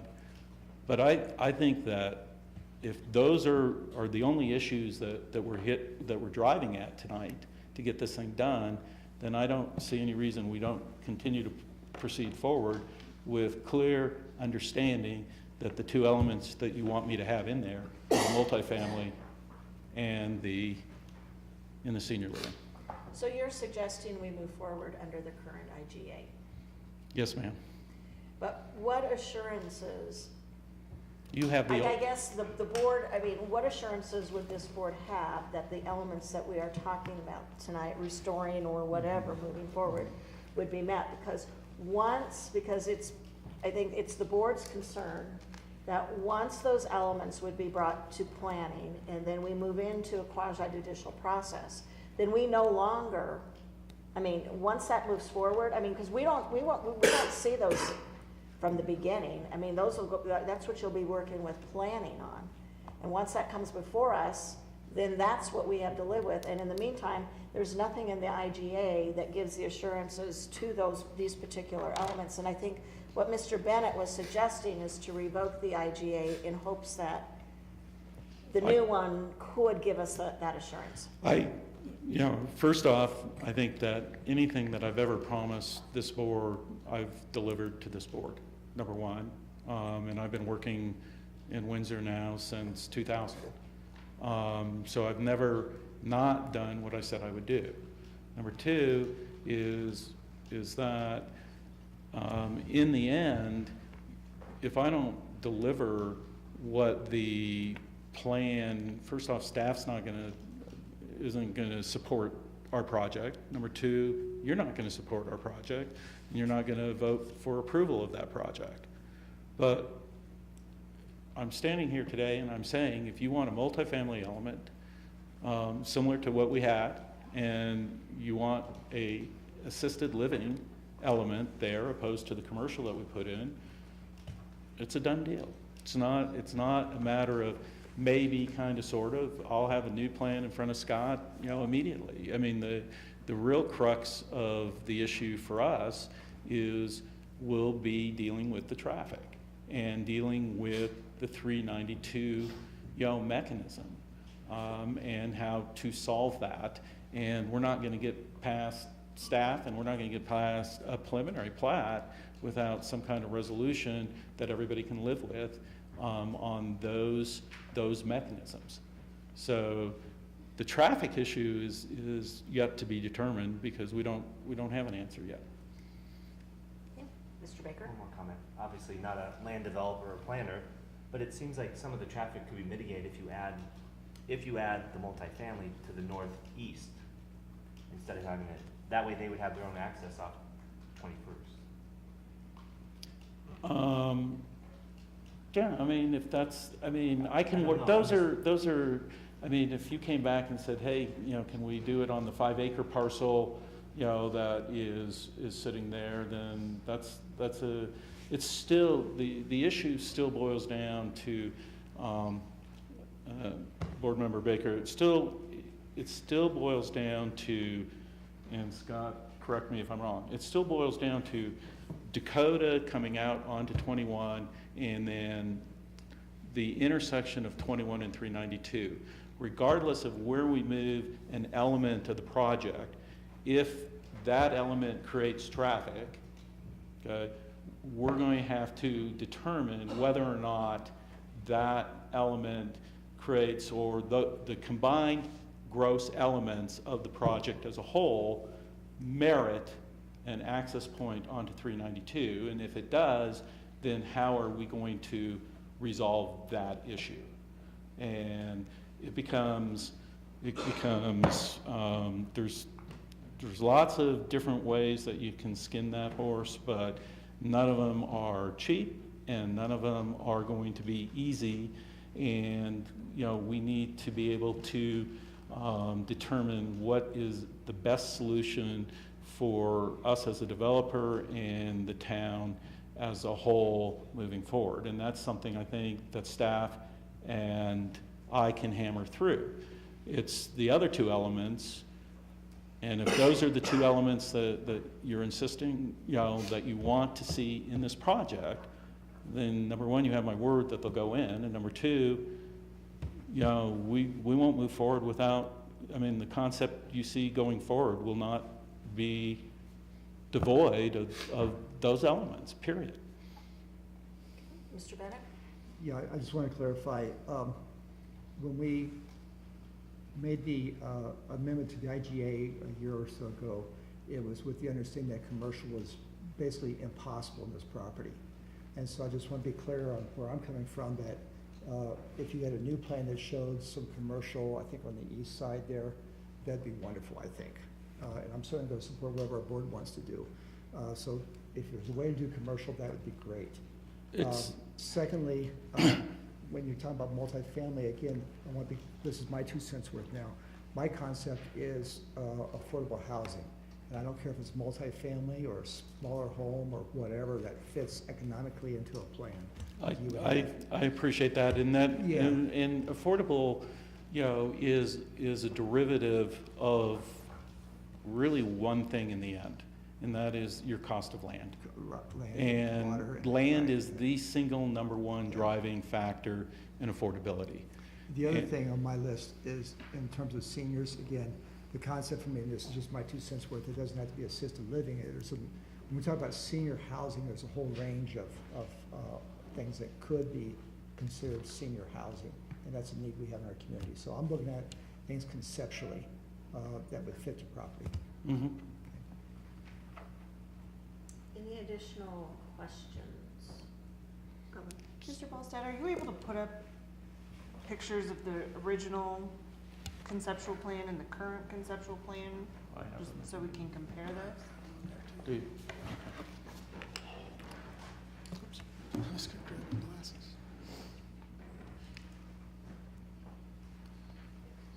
That's the one that we the used. earlier one. Correct. And that's the most current. Right. So.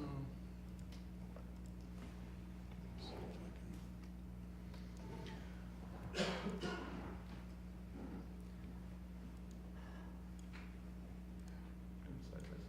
was gonna try it.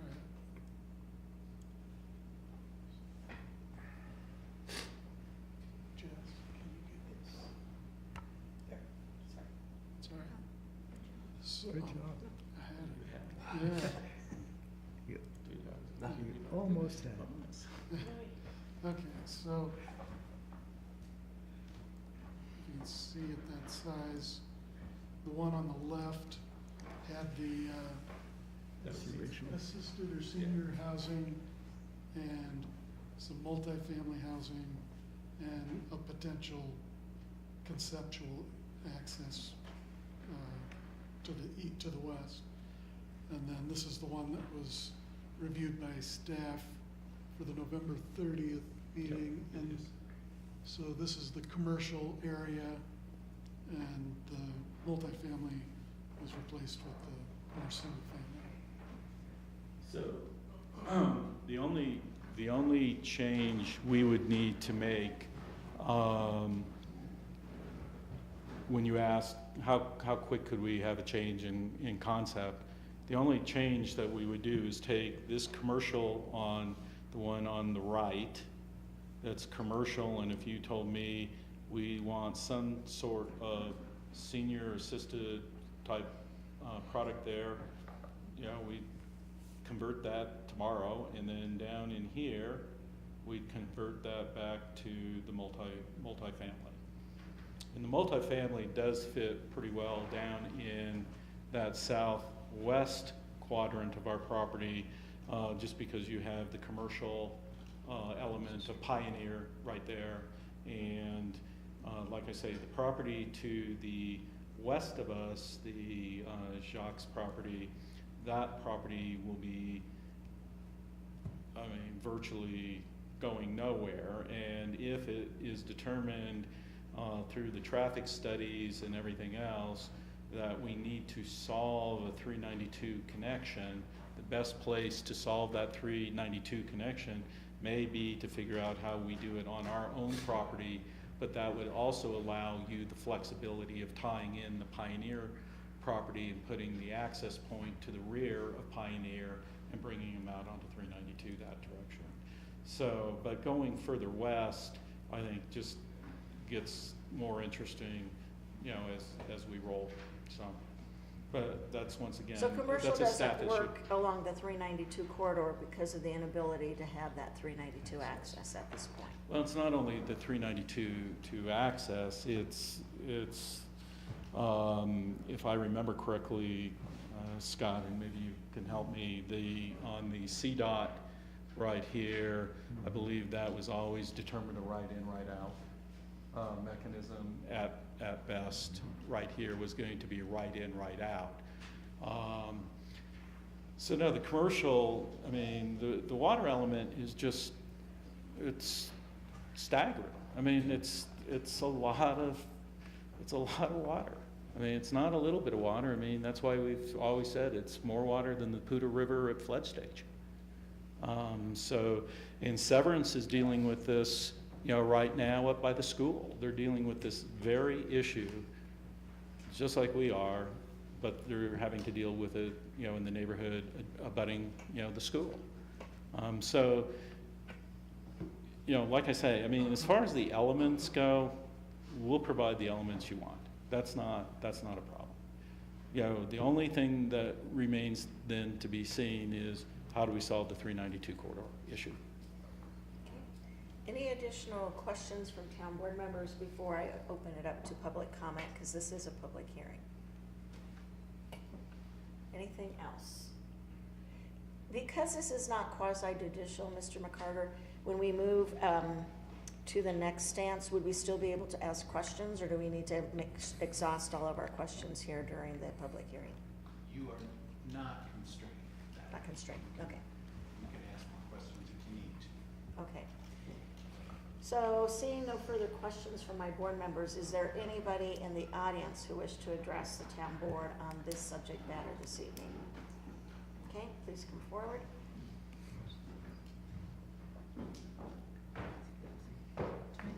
Thank you, Madam Mayor. Thank you, town. My question is there a possibility they can just build a bridge or an underground, something? And I think that because the maps are so small, I think it would be nice if us could have pictures of that and maybe give more input at another date, but maybe a tunnel or underground,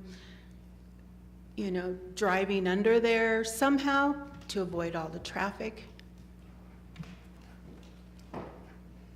Anything else? No further comments or questions from town board members. I would seek a motion to close public hearing. Madam Mayor, I move to close public hearing. Second. Okay, a motion on the floor for Mr. Rennemeyer and a second for Mr. Adams to close public hearing. All in favor, vote yes. Opposed, no. Oh, I hit the wrong button. Can you please do it again? I'm sorry. I voted too quick.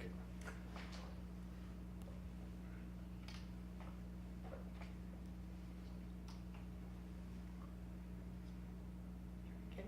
He did it. Yeah, here's the. Oh, I did.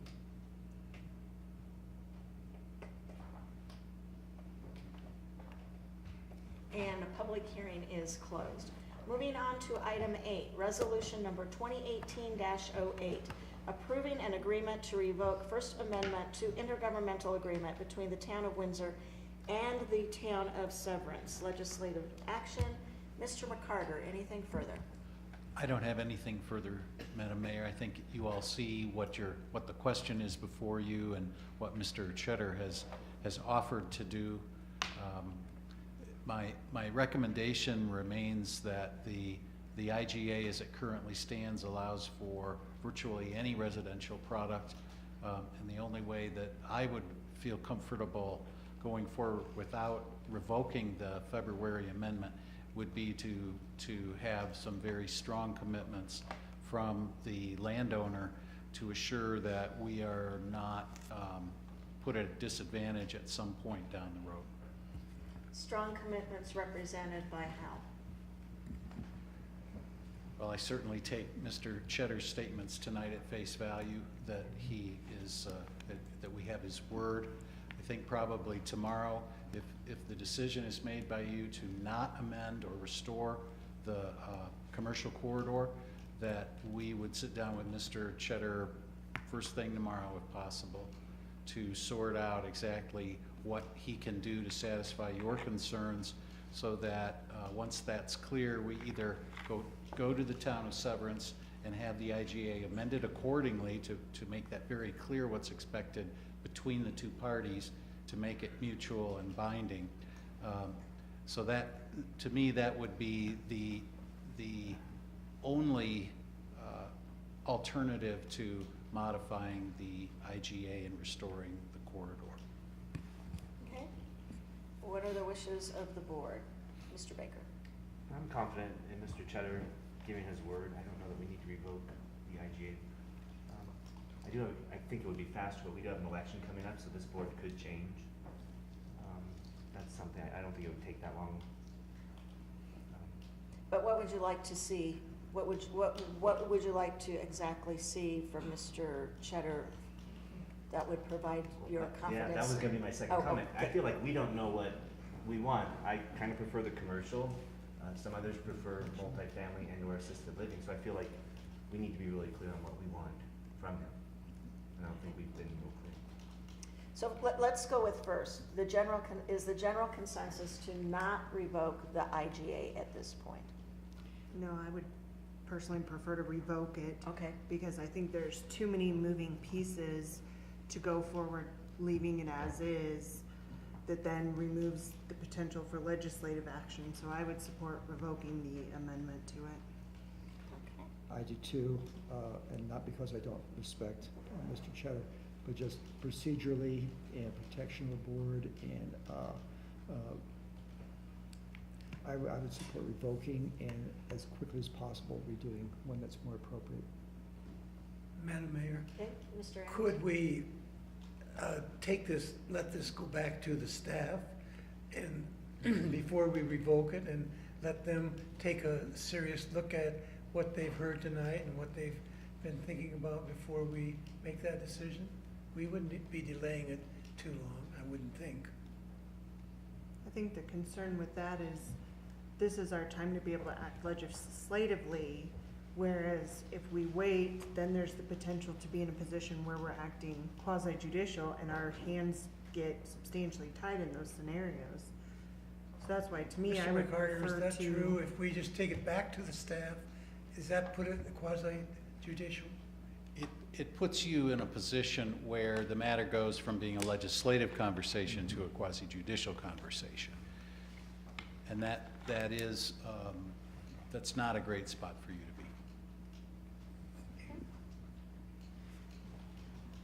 be. Anything else? Mr. Cheddar, did you want to have any final comment? I have zero problem meeting with Mr. McCarter and trying to work out. I mean, I think the real issue is direction from you all. You know, we've been at this since 2015, and my client would love, and the landowner would love, to be in a position to get a plat submitted and get moving on to the next phase, because we have a lot of work in front of us to get this project done. I think that we have a fairly strong understanding of what you would like to see in the corridor.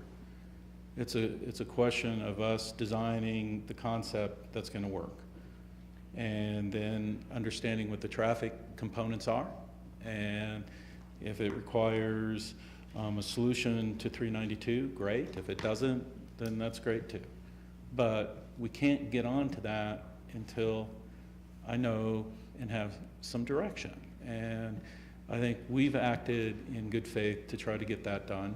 And all I'm asking is that we don't add some more complexity to it by revoking and, you know, putting us backwards opposed to moving further downstream to a solution. Thank you. Any additional questions or thoughts from the board? I guess going back to what Mr. Baker had brought up, at what point does the board convey our specific thoughts and give direction? Is that a upcoming work session? Is that leaving it up to staff and the planning department? I mean, where do we go from here based upon our decision tonight? There's always the opportunity to provide input through the acting manager to staff. If your picture for this area comes into greater focus at any time, it can be passed through to staff through the acting manager. So that door is always open to you. I don't know that necessarily a work session is called for to sort that out, because I think we've talked about what the product mix is. It's just a question of what are your greater priorities and whether Mr. Cheddar is able to answer to those priorities. The transportation issues, as you can see, are a definite challenge for this part of town. But as far as the land use, which is the key component to the IGA, you can think that through and pass those thoughts on to staff through the manager. That's my recommendation. Okay. Is there any thought into leaving your current concept with the commercial, but adding the multifamily back component in? I mean, I see where we're going with senior housing, but I think there is greater there's greater opportunity for Windsor to capture revenues based on a commercial corridor. And we do have other senior things that we have going on. I'm not sure if that's, but maybe, I don't know. We are prepared to do either or. Okay. I would do, if you want the proposal, unfortunately they're not up. Scott, is there, I don't know the magic. Oh, there we go. I just need to ask the right person. All right. The plan to the right, okay, shows the commercial element being on the 5 acres that butt up to 21. We can do that and simply put in the element on the left back into that in a heartbeat. I mean, we just move the multifamily and slide it right back in and get rid of the lots. Those are easy fixes for us. Those aren't difficult fixes for us, and we're prepared to do any of the above. Yep. Yes, sir. What was your concept initially of the retail complex that you were proposing there with the? Do you have that one by chance? I do, if they would like to see it. Is there a way to?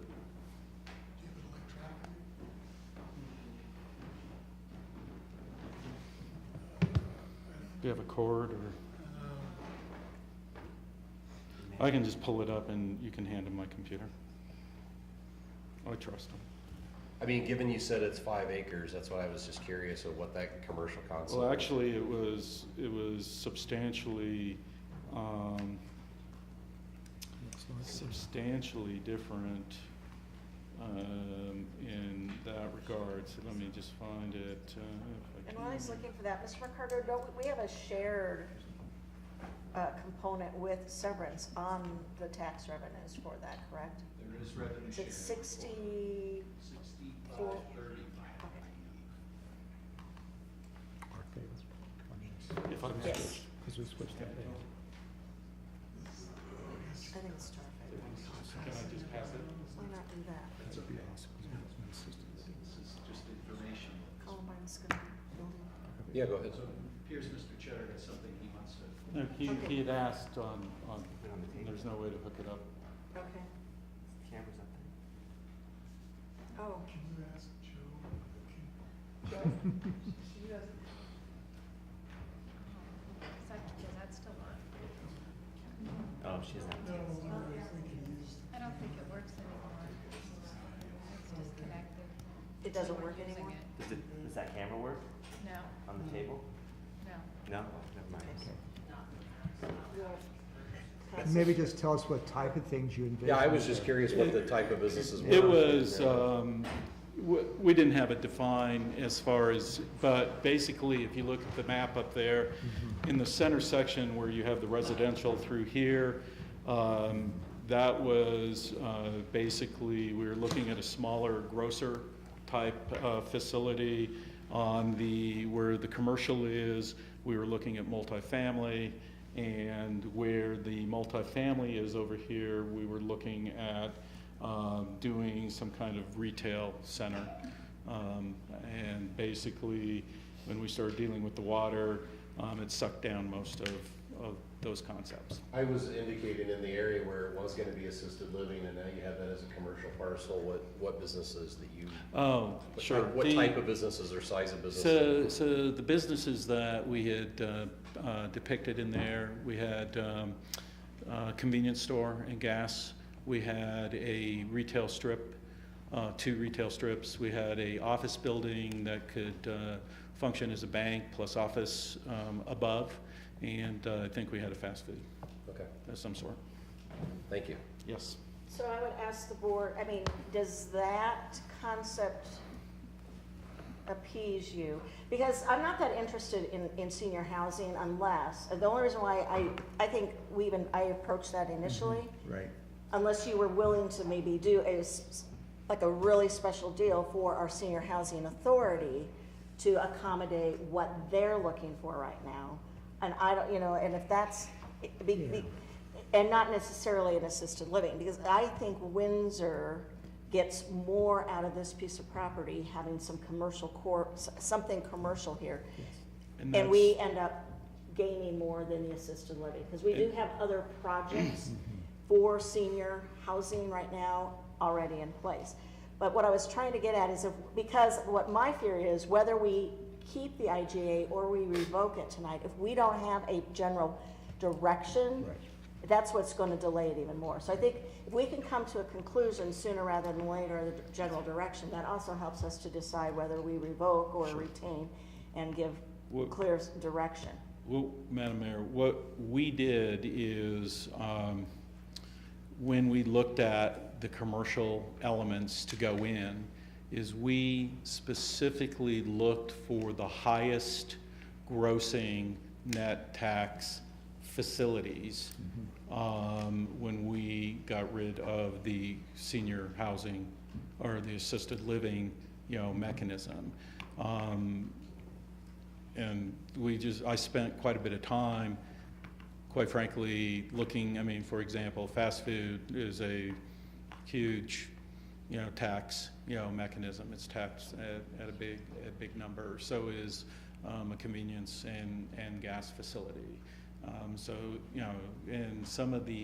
and then we looked at elements that would fit within the neighborhood, and that's where retail strip, such as cleaners and other, specific services for a neighborhood that need to be served would fit.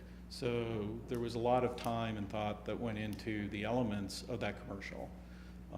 So it wasn't just, we just didn't go potluck. We really kind of tried to generate the most revenue netting, businesses for that site for you all. So let me just clarify, the diagram that we're looking at here on the right does appease the IGA we have right now in place with residential. So if the board was okay with the commercial concept that's depicted in this rendering, the IGA does not need to be amended. That's right. Or revoked. That's right. Except my recommendation would be is we add the we add as a component to the agreement of this that some kind of multifamily gets added back in. So it's kind of a merger of both concepts. Okay. It's taking the one on the left, the single family down to the multifamily, but then utilizing that corner, keeping that as your commercial. And we would make that change tomorrow. My land planner's in Florida attending the National Home Builders Association meetings, but they would make that change, immediately, and we'd get it into staff for review immediately. So And we would not submit that without the new traffic studies associated with it, so that we have a full understanding of what we're gonna have to do with 392. And Scott, does that create bigger problems with how we need to see the road happen, or does that help? No, I think the traffic study that Mr. Cheddar's team's working on hopefully will reveal some sort of solution for westbound traffic from this additional filing. Something that will, I guess, work and not make the problem through Peak View worse, I guess. And so until we get the study, we won't. Is there still a possibility of having westbound traffic out of this subdivision? I guess my concern was putting in the multifamily if there wasn't gonna be a westbound traffic out on the, what is it, 19 or, It'll never go. 21 or? Oh, 21? No, 21's on the right, what's? 19. 19. West, it would never go as far over. I mean, there's too many parcels between us and 19, and I don't think you would ever take something. I guess my concern is that you provide a traffic study that says that there needs to be that outflow, inflow from the west side of the subdivision. How do we do it? How do we do it with having a multifamily component right there? That's correct. And there are two. I guess the last time we talked about this with the diagram on the left there is that maybe we didn't have the answer as to whether there was going to be that west entrance exit out of the development. Correct. We were going to, because we don't own anything to the west, you know, we would stub. Now, if it's determined that through the traffic studies that it is absolutely a requirement to find some kind of access point onto 392, then we'll solve that problem. I mean, But it can be solved with these landowners and stuff like that to do that concept. Either through those landowners, or we take the access point. We take the access point that was provided, you know, that is on the CDOT. The right in, right out. The right in, right out, and we figure out a way to make that work. Okay. So, I mean, and that, the only way we're gonna know that is to conclude the traffic studies that we're in the midst of as we speak. And so, as I said, we will, if you tell me to keep the commercial and add the multifamily, that will be the only design you see going forward, period. Ms. Sharman? I think one of the things that we haven't addressed that as I'm taking a closer look at these side by side is that large open space to the north of the Greeley Canal that instead of being open space on the revised plan is now a substantial number of homes and additionally 2 access points of more traffic going east through the existing neighborhoods. And, you know, with the existing development already creating issues for Peak View, and the one access point was a concern point before, and now the revised plan goes from 1 access point to 3 access points going west to those other subdivisions. I guess traffic is a huge concern. I feel like we don't have a lot of answers to really move forward on that. Well, and let me see if I can address that real quickly for you. That section that was shown as open space originally, the reason it was is there was an existing oil and gas well on that site. That has now been capped and abandoned, and all the documents have been sent to the town. That was always designed from day one, because that was part of the phase 1 planning, that would be residential homes in that section. In addition, those connections that you are seeing are on our northeast entrance, and you know, anyone leaving the subdivision from that location to travel all the way through 2 neighborhoods to get all the way over to 19, opposed to just going out on 21 and down to the intersection of 392. from that northeast entrance, which you don't see on this map. Okay, the northeast entrance is just above that very top northeast lot.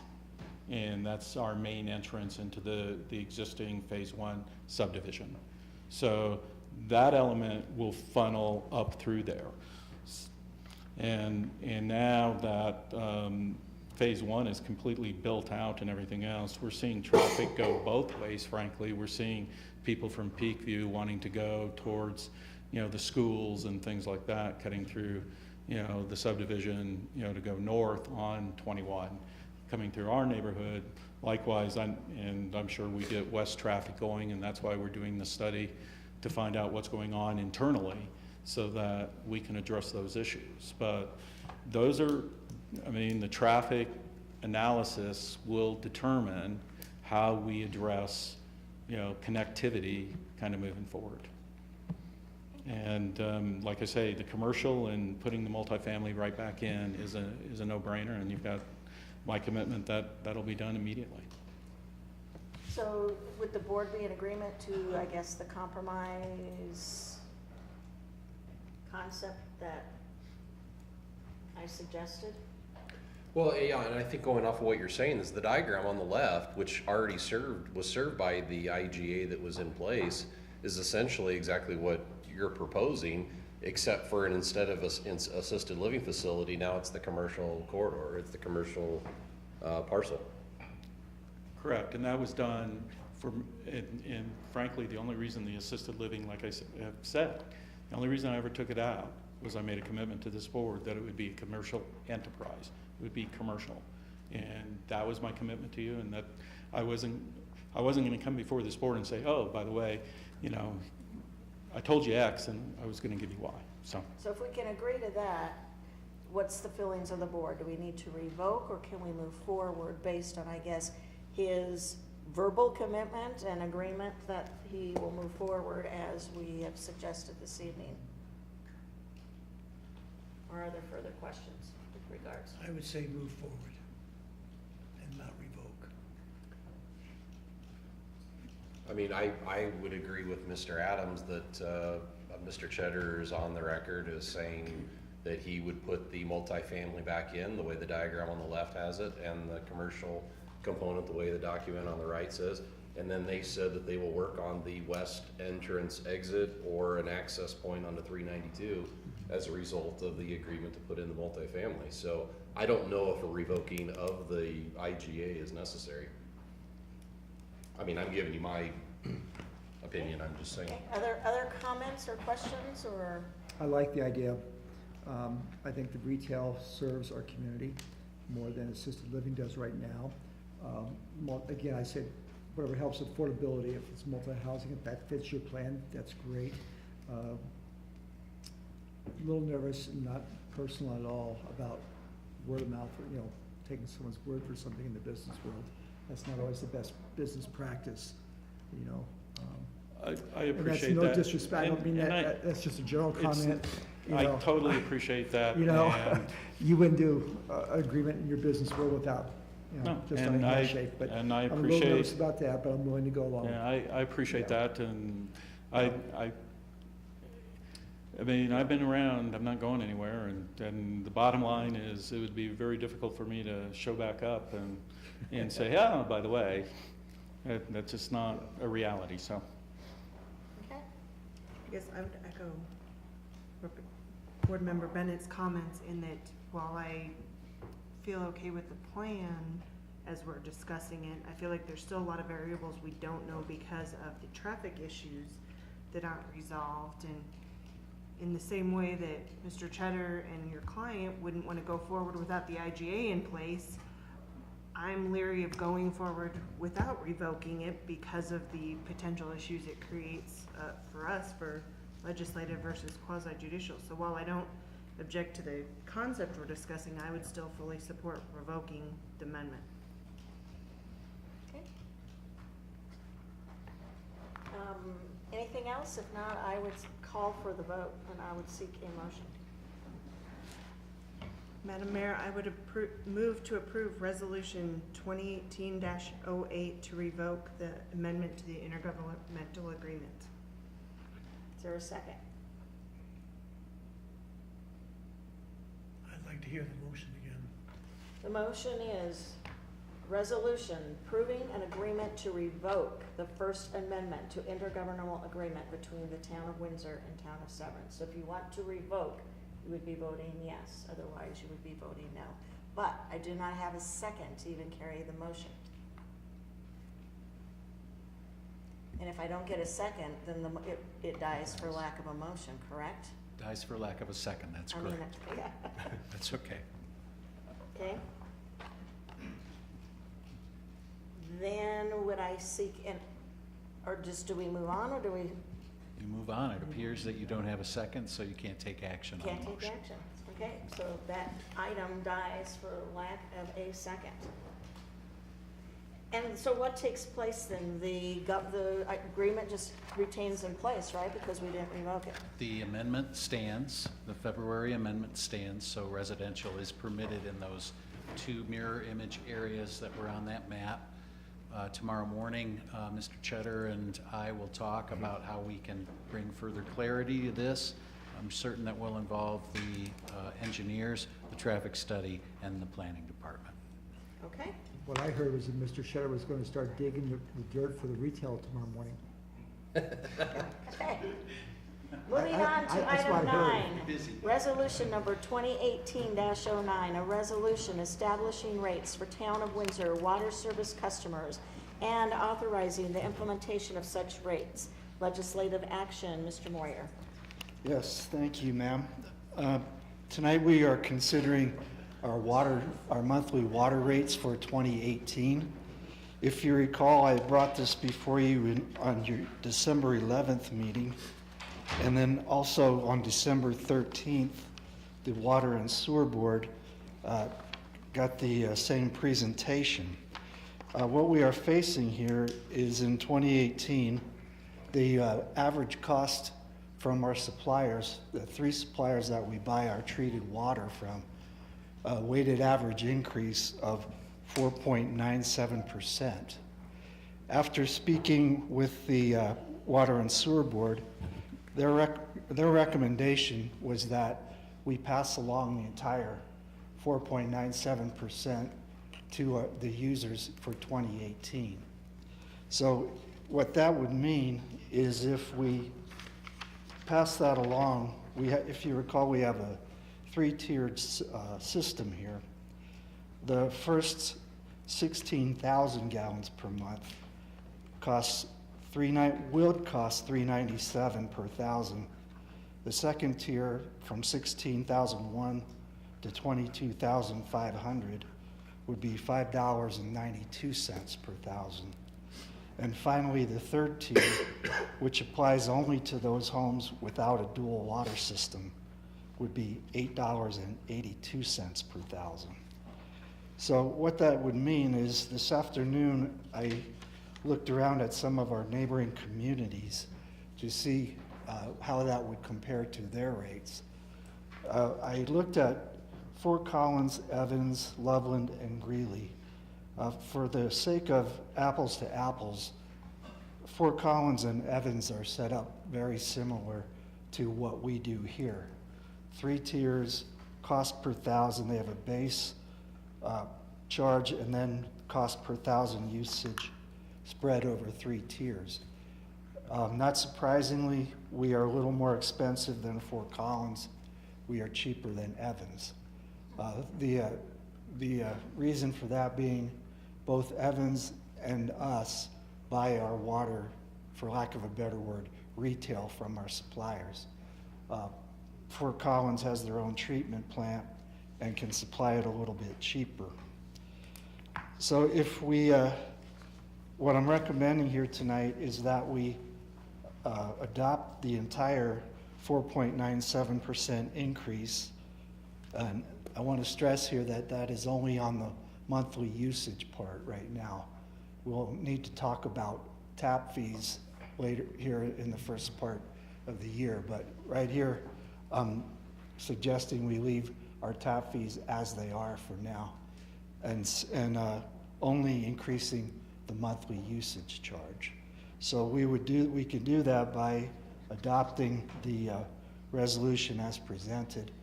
It would go into effect on February 1st.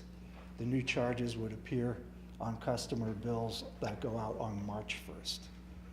So that being said, not much to it really.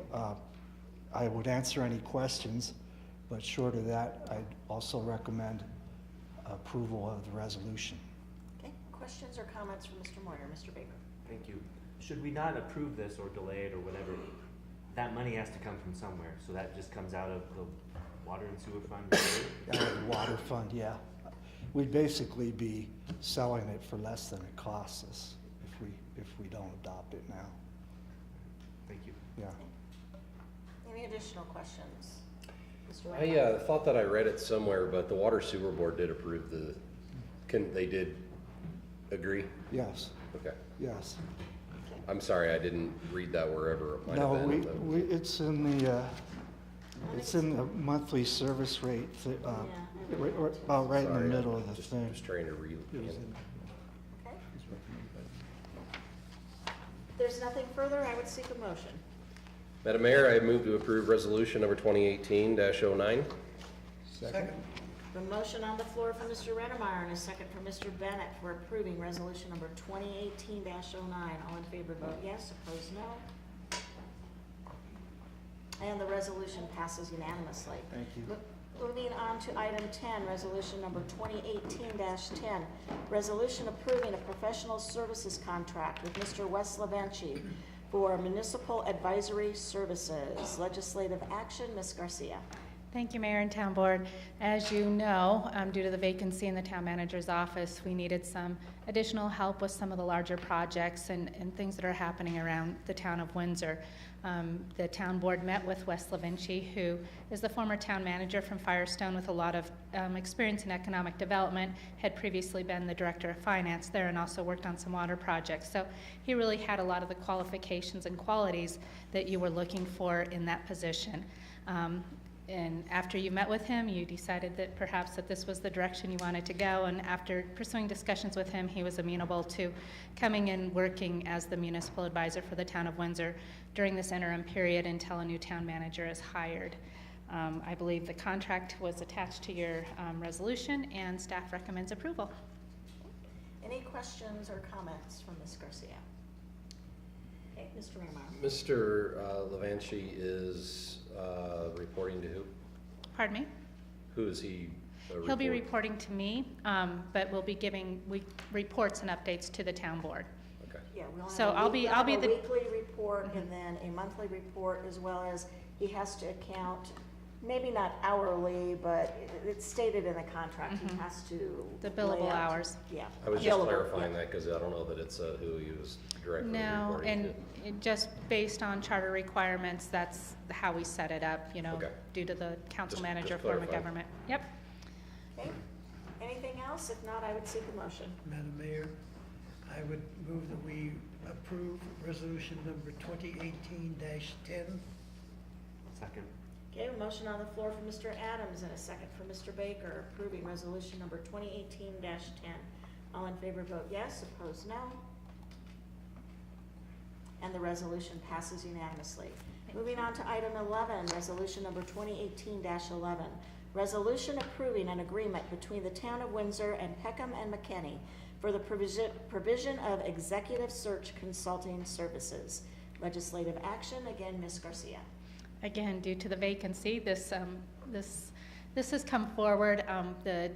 We did, between the HR office and myself, we sent out 5 RFPs to 5 national firms who do recruitment.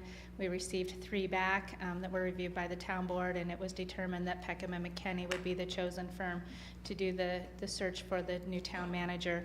Mr. Gorgie, assuming that this passes tonight, Drew Gorgie will be at Town Hall tomorrow to be conducting interviews to create that candidate profile, which will be sent out to people across the nation that may be interested in applying for this position.